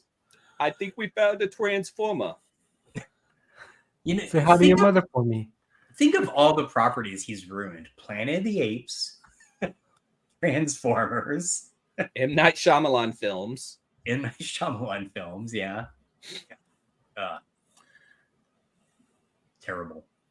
Hey, that's one thing though. I've been wanting to make a video of what I want to see in a Star Wars film and what I don't want to see, and I definitely don't want to ever see a Mark Wahlberg in a Star Wars film. I think we found a Sith. Now I do want to see Mark Wahlberg in a Star Wars film. As long as he plays like Max Rebo. Hey, is that Darth Maul over there? I think we got a Darth Maul over here. Darth Maul over here. We got a Sith over here. Say hi to your mother. They prayed up. All right. as we move on to our previously on segment, I want to start with something because I asked our community, should I go check out the BorderLands movie this weekend? Oh no! And it was close, but no. Out of all the people that voted, they voted no. It looks bad. So that's the only reason I'm not talking about BorderLands right now in our previously on segment, is because you guys have spared me from having to go watch it. I think it's at a full 6% on Rotten Tomatoes or something like that. And that was up. It started at 0. Oh yeah, yeah. It started at 0 with 10 reviews. But Moist Critical, I started to watch his review of it, and just 15 seconds of him saying how bad it was, I was just like, oh, that's all I need to know. Here's how I knew the film was bad. Out of all the people I follow online, like influencers, like people that live in LA making content, like they get invited to all this stuff. I saw so many posts Thursday night of them going to whenever they did the world premiere. I think it was Thursday night or Wednesday, maybe. I saw a lot of pictures of them very, very happily going to the premiere. I think they did it at the Chinese Theater in LA. Like it was a whole thing that they did, right? And they were very excited to be there, taking pictures. Not one of them talked about the movie afterwards. Like, oh wow, like the next day, which is usually what a lot of these people do. Like they promote, But I guess that if you don't like the movie because it's a bad movie, maybe you don't say anything about it because then you may not get invited back. You want to get invited back, right? So is Kevin Hart there? I think the cast was there except for whoever's playing the rabbit-looking character. Oh yeah, I don't. Jack Black was there. What's her name? Jamie Lee Curtis and Kate Blanchett. They were both there. I saw the pictures of them. That's how I knew that this film was not very good, and that's why I did the thing on why I put the poll up. I was like, oh, look, if people in the channel want me to go watch it and talk about it, I'll watch it and talk about it. And I don't, what is it? 2 days? I can make 2 or 3 videos out of it out of a 2-hour experience probably, which may still happen. Who knows? It's so bad that I kind of want to go see why it's so bad. Our audience is. Do you have any connection to the game? Saying don't go see that. Yeah, yeah. Have you guys ever played the game or anything? I've never played the games. It's great. I played the first one. It's really, really good. Yeah, it is. I mean, look, I know I picked it for my list of films, so I'm kind of screwed. But tell me one movie Eli Roth has made that's good. So the Thanksgiving film from a couple of years ago was actually pretty interesting. I had a good time with it. Okay, all right. Yeah, outside of that, not a big fan of the Hostel movies and all that stuff. So no. But another director that's pretty polarizing that I did go watch something, and I don't think I talked about this last week. Or maybe I did. I don't remember because I didn't put notes. Did I talk about Trap? Did I talk about watching Trap last week? No, you didn't. Or wait. I think you did a little bit, but not. I did, right? Okay. Yeah, a little bit. Yeah. Well, I like Trap. I think M. Night has a fine film. And I was going back through his filmography. Like overall, I like most of his movies too. Like they're fine to good to like Sixth Sense. So. Has he ever made a movie without a twist? Because I feel like the greatest twist he could make now is not having a twist. I think not that his own material. He did that the Last Airbender film. Right. Yeah. I guess the twist is that it was really bad, even though the source material was really good. Right. After Earth has kind of a twist. I think they almost, for the most part, they kind of do. But I mean, fortunately or unfortunately for him, that's kind of his thing now, right? Like that was the thing that got him. It's like Kevin Smith not making movies about like characters just having really fun dialogue like that. No, but he has though, right? See, that's the thing is I feel like Shyamalan put himself in this box. Mm-hmm. And he had an opportunity early on to not do that. and he made a conscious choice. Like, I get if you want to be a Rod Serling, like that's fine, but I think he had this opportunity to like explore other stuff or other ways of telling a story. My problem with him now is anytime he has a movie come out, I don't think I would enjoy it because the whole time I'd be sitting there trying to figure out what the twist is going to be. Right? Signs really doesn't have a twist, really, other than. Oh, okay. I don't think Signs. It's kind of like pieces kind of fall together. Like it's not a twist. It's more like I've been putting all these pieces out throughout the whole movie, and everything comes together now. Which I think it's more like a. I think that's just good storytelling, right? Like where things kind of build. Yeah. Yeah, I think Signs is probably my favorite Shyamalan movie because it does kind of stray away from the twist thing. Okay.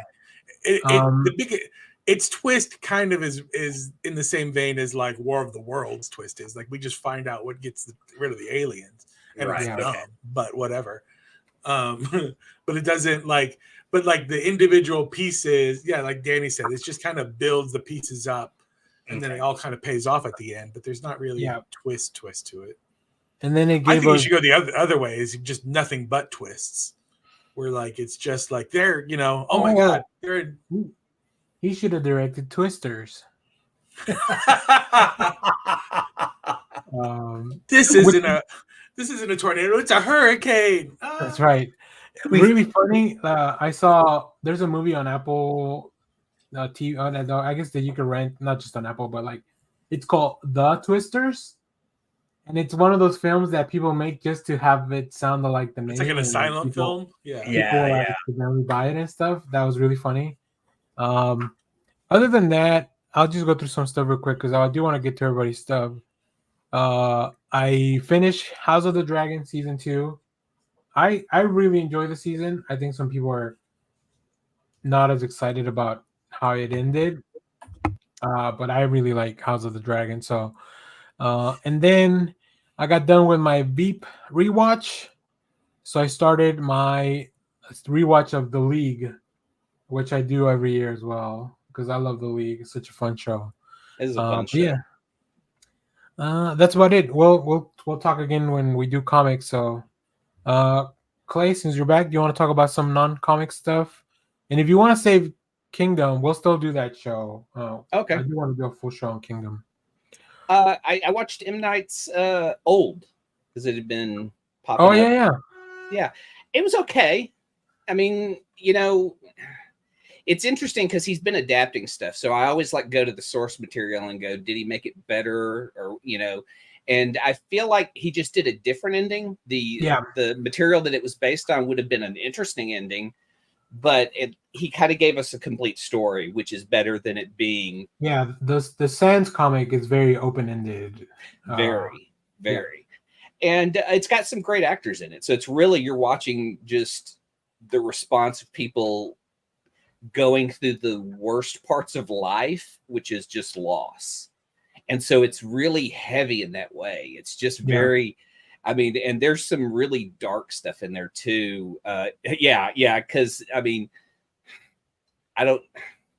should I spoil it as a trigger warning of 2 deaths that happened that are pretty dark? I mean, you can. It's an old film. There's a baby that dies and there's a dog that dies.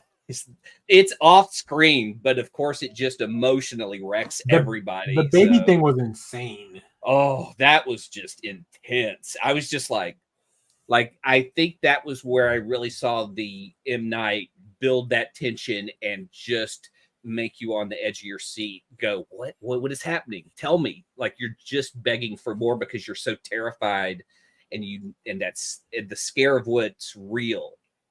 It was just it was very unsettling. I guess the ending's okay. It's just, I don't know. It's just kind of like it's all right. It's definitely weird, but it has kind of something to say. I feel, even if it's kind of like a, because companies are bad or whatever. Because even if you took that concept and said, what if the drugs I'm taking are from the pharmaceutical experimenting on real people without their knowledge, which is insane. Yeah. Arcadian. I don't know if I think I talked about this before. It's on Shudder. Shudder picked it up. It's a Nick Cage post-apocalyptic film. Not good. Just, I mean, they don't use enough Nick Cage in it, and when they do, they don't know. Like, it's just kind of a hot mess. I don't even know why anyone would have picked this up other than his name attached to it. Yeah, it was just meh. The Bear season 3 was fantastic.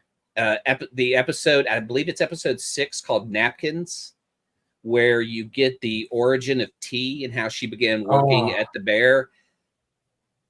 Too real. Just her search for work and how it breaks you. You know, so especially it's so good. Best episode of television this year. I'm going to put it in that was my favorite of the season too, because I love T's character. So yeah.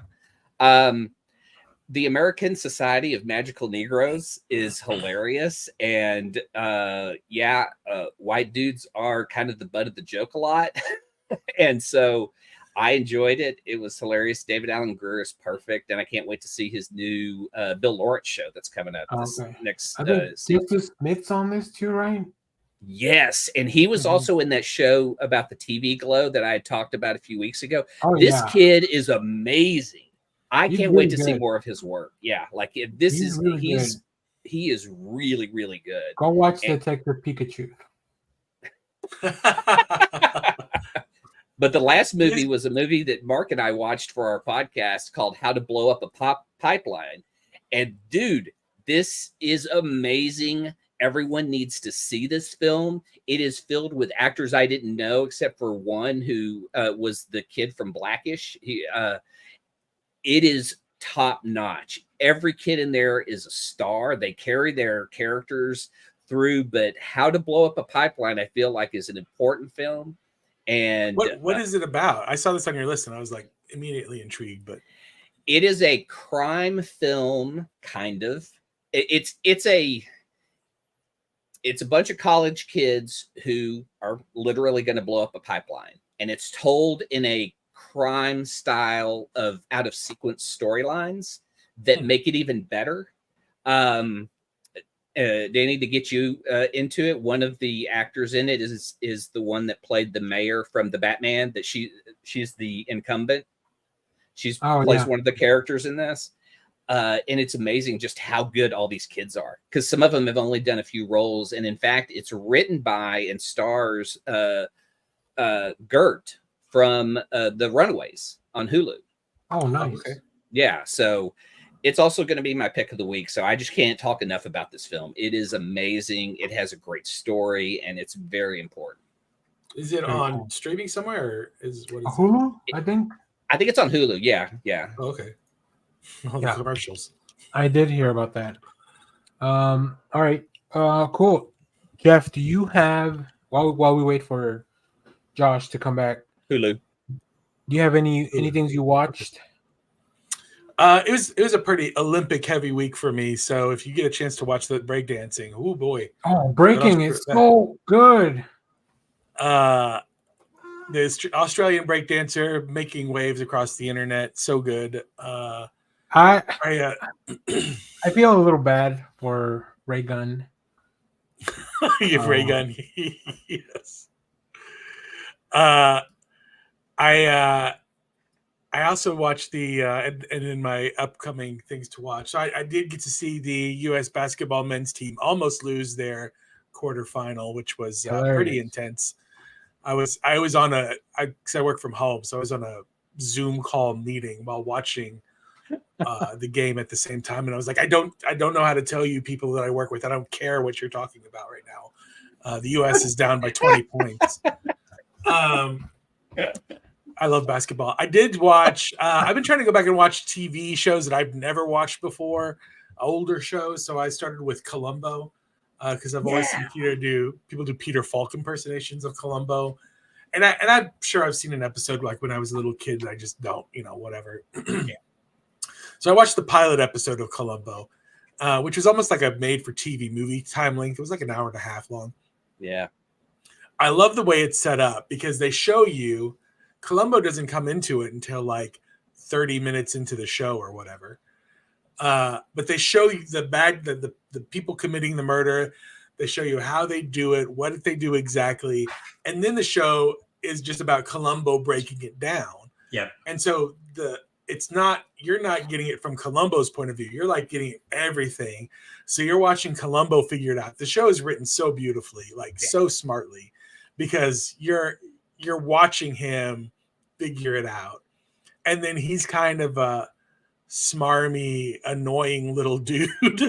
Like, but it's so weird because it's not intentional, but it is. But it's kind of just like, and every caricature of him is how every scene plays out, where he's just like, all right, well, I'm gonna leave the scene, and then he's like, oh, one last thing, and he tries to like pull at a little thread right in front of the killer, and he's like, I just noticed that you're left-handed, but it's so weird to me because blah blah blah blah, and then the killer's always like, get the fuck out of here, and then Columbo leaves, and then comes back in like 15 minutes, next, whatever the next day, and eventually he solves the crime. But I'm enjoying the Columbo experience so far. So nice. Columbo is great, and it's one of those rare things where every story is structured like that, and it never gets old. Like, it's fantastic. See, I was always a Jim Rockford guy, so I need to check out Columbo. I have the whole series on my You're either a Rockford or a Columbo. It's one or the other. Yeah, exactly. No, I bought the whole series because my wife's a huge fan. She likes to, when she weaves on the loom, watch Columbo. So I just bought it and threw it up on the Plex server for her. Yeah. Okay. Josh, do you have any non-comic stuff before we move on to comics? I mean, the only thing really is I never got very far in it, but I started replaying Marvel Ultimate Alliance. And it is so, from the perspective of 2024, it's really weird to play a game that exists before the MCU. Because when you look at the characters they bring into the game that we haven't gotten yet, or the characters that we have gotten, and just how different it is. So the game is really structured, I think, off of the Ultimate universe, except for the fact that Nick Fury is still classic non-Samuel Jackson Nick Fury. But it's also just funny that every character has to introduce themselves and who they are, because it's pretty clear that nobody knew any of this. So it's it makes sense with someone like Wyatt Wingfoot, but it makes little sense with someone like the Hulk. You're like, yes, we all know who the Hulk is, but did we? So anyway, I don't know. It's fun. So I've been playing that again, but that's it. All right. Well, then you can start us off on comics, and then we'll kind of go around everybody else. Yeah, mine's super short. Actually, I had a small week, and then 2 of my comics got crushed. Oh no! Unfortunately, in delivery. So 2 that I didn't get. One was the Pedestrian, which I was excited to read. I didn't know if anyone else picked that up. And I forget what the other one was. It was some sort of Marvel or DC book. I forget which. But here's all I had this week. First off, I picked up the first issue of Arkham Horror, based on the game, by Cullen Bunn and Andrea Moody. Sorry if I said your name wrong. This is really great. Again, it's such a weird thing. It's Cthulhu and Lovecraft, but filtered through a particular set of board games called Arkham Horror. And so it's just if you like that stuff, it's a great story. I think Cullen Bunn's perfect for that kind of stuff, though. Like, he is. Yeah, he's really, really good. And the art is great. So I do want to call out. There is a moment. It's kind of a spoiler. Well, anyway, here I'll do it this way so it doesn't spoil too much. But there is a moment later where they come upon these old desiccated people, and my first thought was, why is he holding an enormous butt plug? But it's apparently a like, anyway, never mind. It's some sort of like sand time thing. I'm blanking on the name. An hourglass, or it's both, or both. depending how you use it. Things can be two things. I did, because I can't say no to these things. I picked up the facsimile copy of Police Comics #1 with the first appearance of Plastic Man, which I really regretted because all of these are in the public domain. You can go online and download it for free. But we could publish them. I'm sorry? We could publish them too. We could. But I do like to go through them and look at like all the ads and stuff. I did also, and I may have to do something with this one of. So here is, of course, the first appearance of Plastic Man, which totally jumps out as an immediate classic if you've never read it. But there is a character in here named Mouthpiece. And I just want his sidekick to be named Sidepiece. That's just something I'm gonna work on. But the thing that kind of confused me about this is it was published and it is copyrighted by DC Comics. And the thing is, I know DC owns Plastic Man, but they don't own all these characters, I don't think. Maybe it's just the claim on the character. It could be, but I don't know. I found that very strange that this was like a DC property, because I believe originally, is this Fox put this out? I'll look it up. Anyway, but they put that out. But my pick for the week, and I just want to stress how, I'm hoping this is for my pick, Danny. Yeah. I just want to stress how absolutely gleefully happy I am that they've been able to bring this back and be true to it. You know, last week or 2 weeks ago, they released the EC Comics horror Epitaphs from the Abyss. This week was the sci-fi one, Cruel Universe. Oil. And my shop got this exclusive cover that is a riff off of a classic cover. So I never do this. I ponied up for this cover.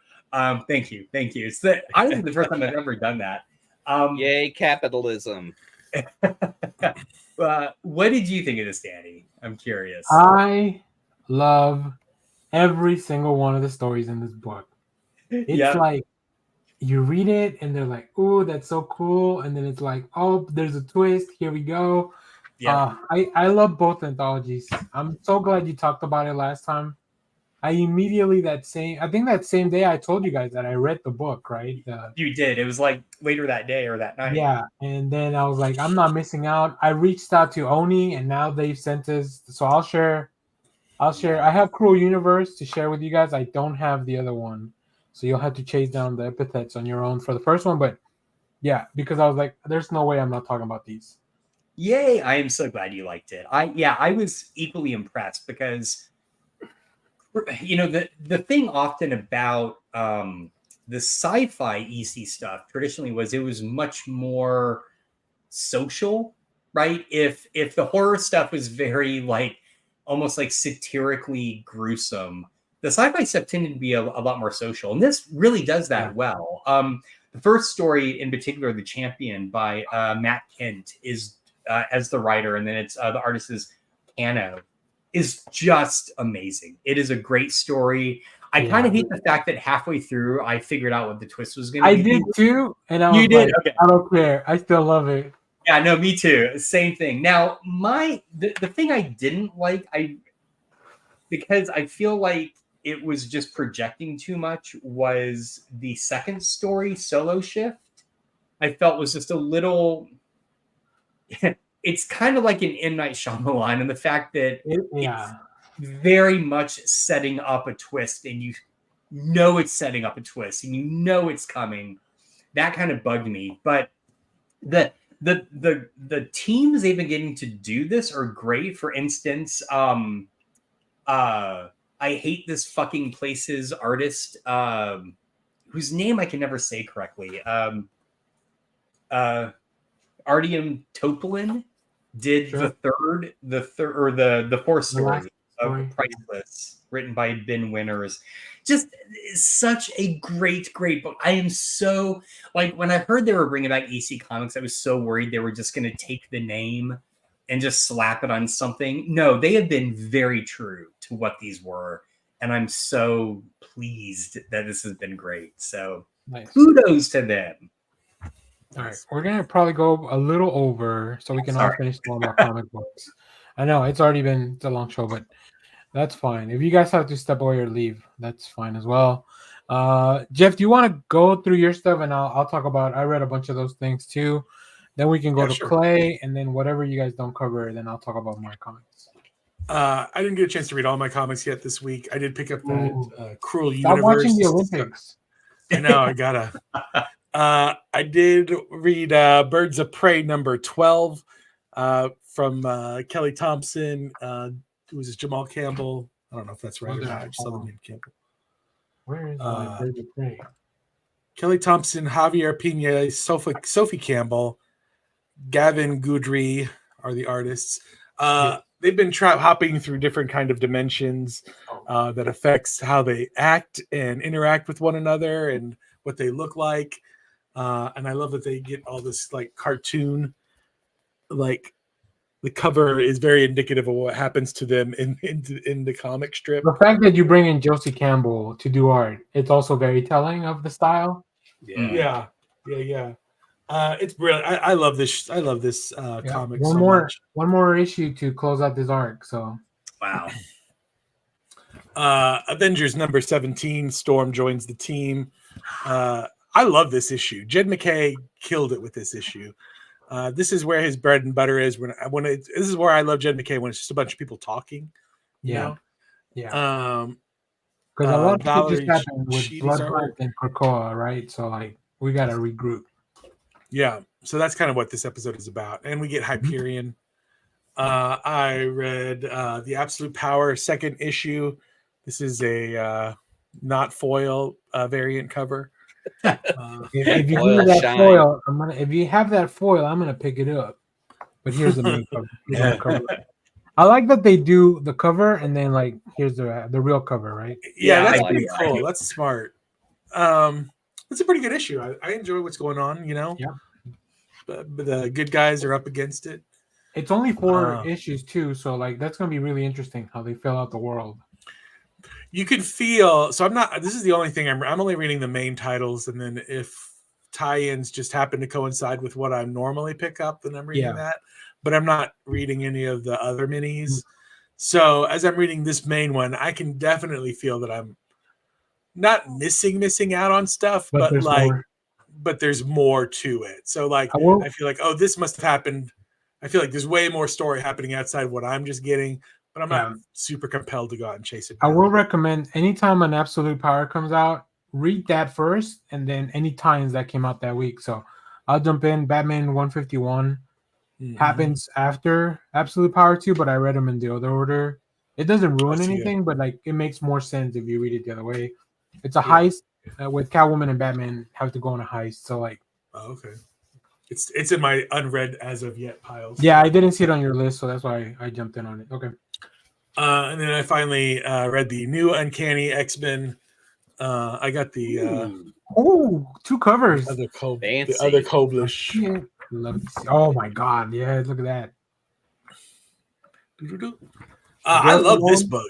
Oh my god, this book blew me away. Honestly. This is my favorite From the Ashes book so far. It's Gale.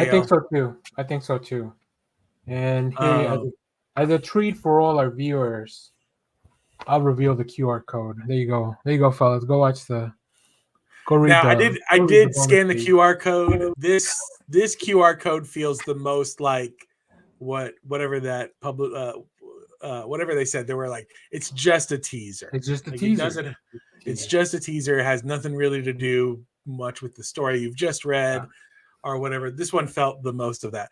This one also feels the most Claremont-y for me in a while because, again, it's a lot of talking. It's a lot of talking, people talking about their feelings. It's Gail Simone, right? Yeah, it's Gail Simone. So, so this is, I would say if you're an old school X-Men fan, this is a good one to run and pick up. Speaking of Claremont, let me jump in. I picked up the facsimile copy of Gambit's first appearance because our boy Gambit's having a year. It's only taken how long? Yeah, Gambit. Exactly. When was that initial publish date? How old is Gambit? Man, this is old. I don't know. In the 90. No, it's got to be before that. 80. No, I'm thinking like 90. No, it's got to be 90. It's issue 266. There's an ad for tea, but for the country's best yogurt. 1981. Oh, whoa! No way. 81? That's not 81? possible. There's not right. no way. I would have known. Sorry. Oh yeah, contains material originally published in magazine form as Uncanny X-Men 1981. Oh, the series Uncanny X-Men started in 81. Oh, this is 266. Okay. Okay, that makes sense. Uncanny didn't start in 81 though. I mean, that's what this says. I don't know what to tell you. I get it. What issue is that? 266. 266. I'm not gonna argue with this comic. We are already running long enough as it is. All right, what else? August 1990. Okay. 90 is still earlier than I thought. Oh, that's all I had comic wise. So okay. It took Channing Tatum to get him. Hey, but we And also the X-Men 97 Gambit was also pretty good. So yeah, that's the best Gambit. He's I having a say year. 97 is better than Deadpool Wolverine Gambit. Ooh, I've been waiting for this. Oh, I love that. Love that Channing Tatum. And then they're putting out videos of like them training now that there's like more widely known that they're in the movie. Sorry, spoiler for Wolverine and Deadpool. Okay, Clay, do you want to go over some of your things, and then I'll close out with some of the stuff that's still on my pile here. It was a big week for me. Okay.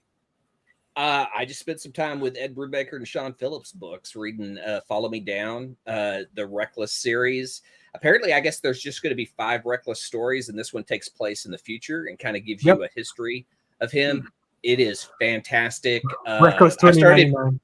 Yeah, Reckless 2099. Because the main story takes place in the 80s, so I think this takes place in 2006. Is that what it says in the story? I'm trying to remember the exact date, but it goes back to one of his lost loves, and it's kind of it's a great read. I mean, I started using, is it Storygraph, Josh? Oh yeah, yeah. That's like the Goodreads alternative to using an Amazon piece of shit software. So Storygraph is where I've been posting stuff. 5 stars for that. The other 5-star book is Where the Body Was, which is a interesting story when you read the prelude, because Ed Brubaker kind of says there's a little bit of truth and history from myself in this book, and it's fascinating to read the crime story from all the different angles.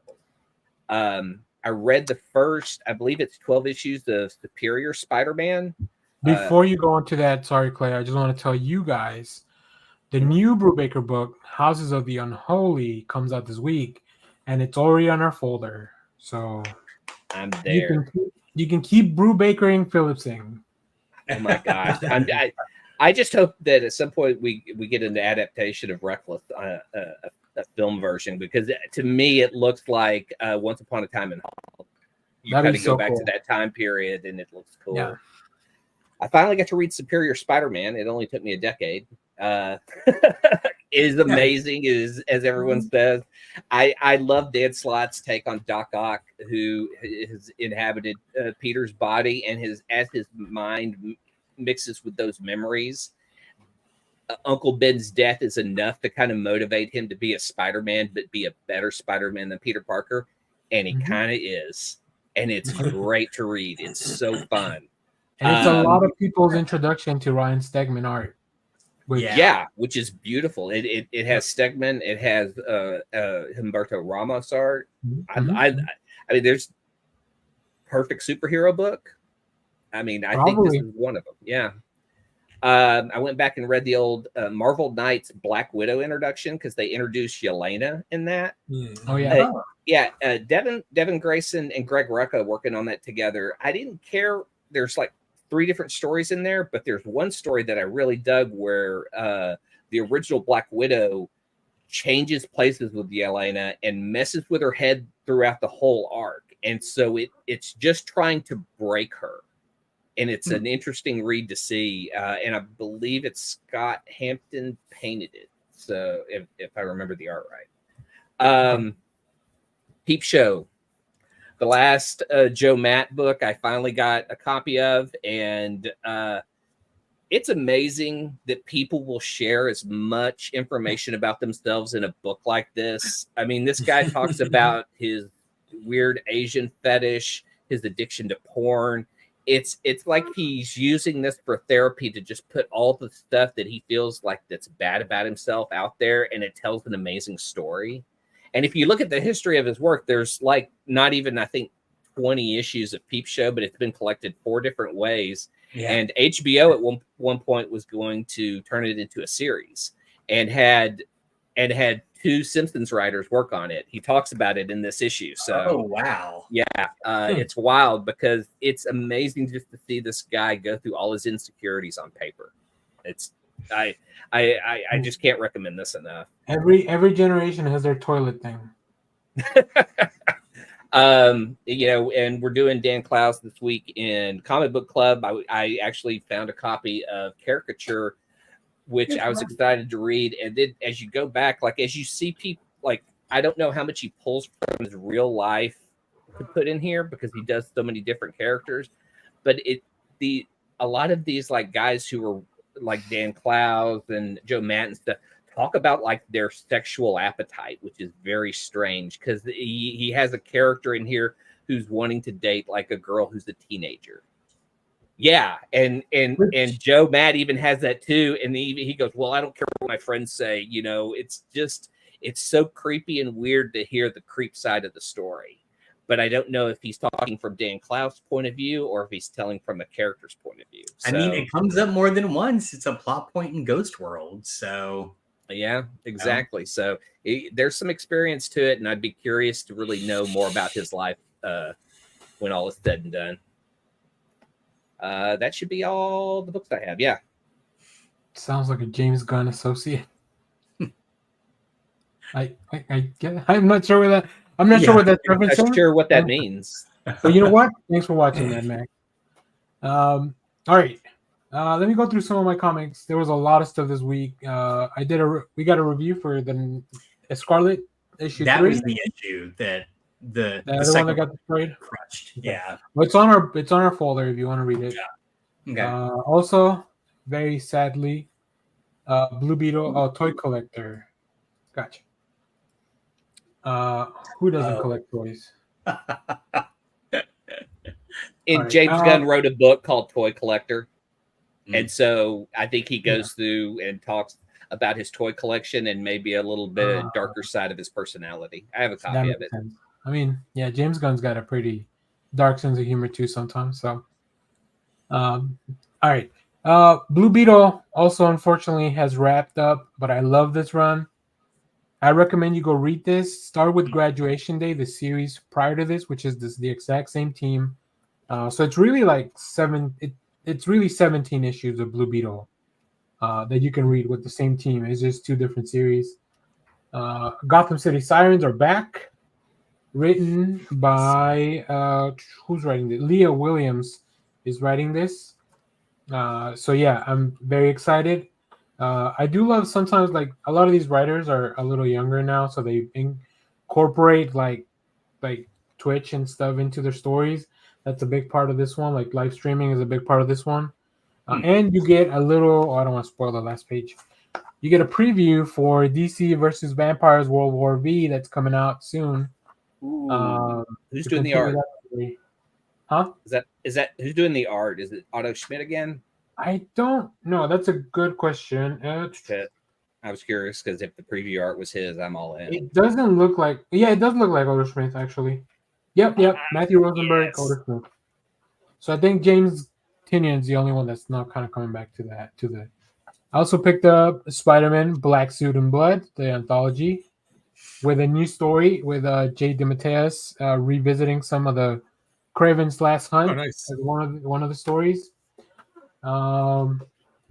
We talked about Absolute Power.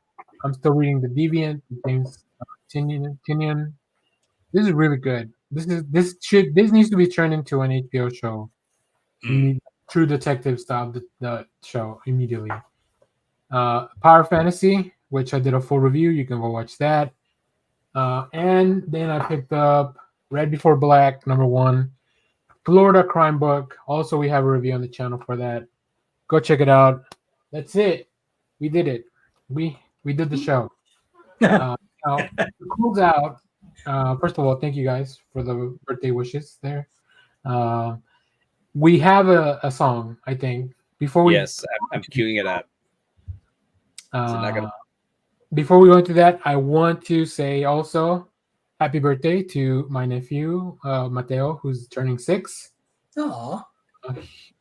He's gonna be having a birthday party, so hopefully I can make it to that. We'll see. And my grandma also had a birthday the day before, a couple days ago as well. So happy birthday! All right, let's see. We're gonna close out with this in case I don't think YouTube will drop us from this, but we'll see. Yeah, so I just did a prompt for your birthday and include Zack Snyder's Justice League, and the lyrics are on the side.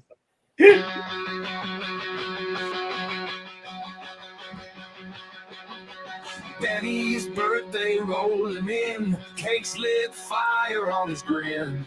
Zack Snyder cut, we're in, feels like life begins again.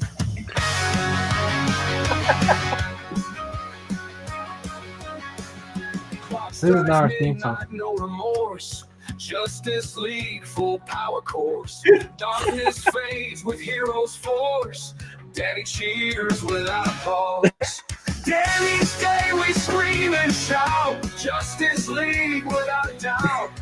Cheers to Zack for sorting it out. Birthday lighting shadows out.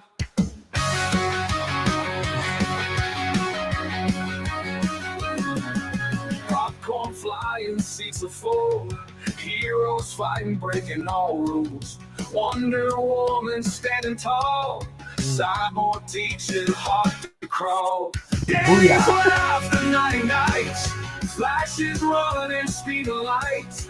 Aquaman in title fights. Batman's bringing dark to light. Blues fall like Superman high. Justice League up in the sky. Birthday wish to never die. Movie magic, Danny's cry.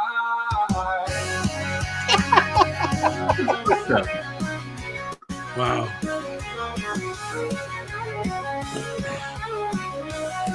It does make me. It makes me feel a little better about AI not taking people's artistic jobs.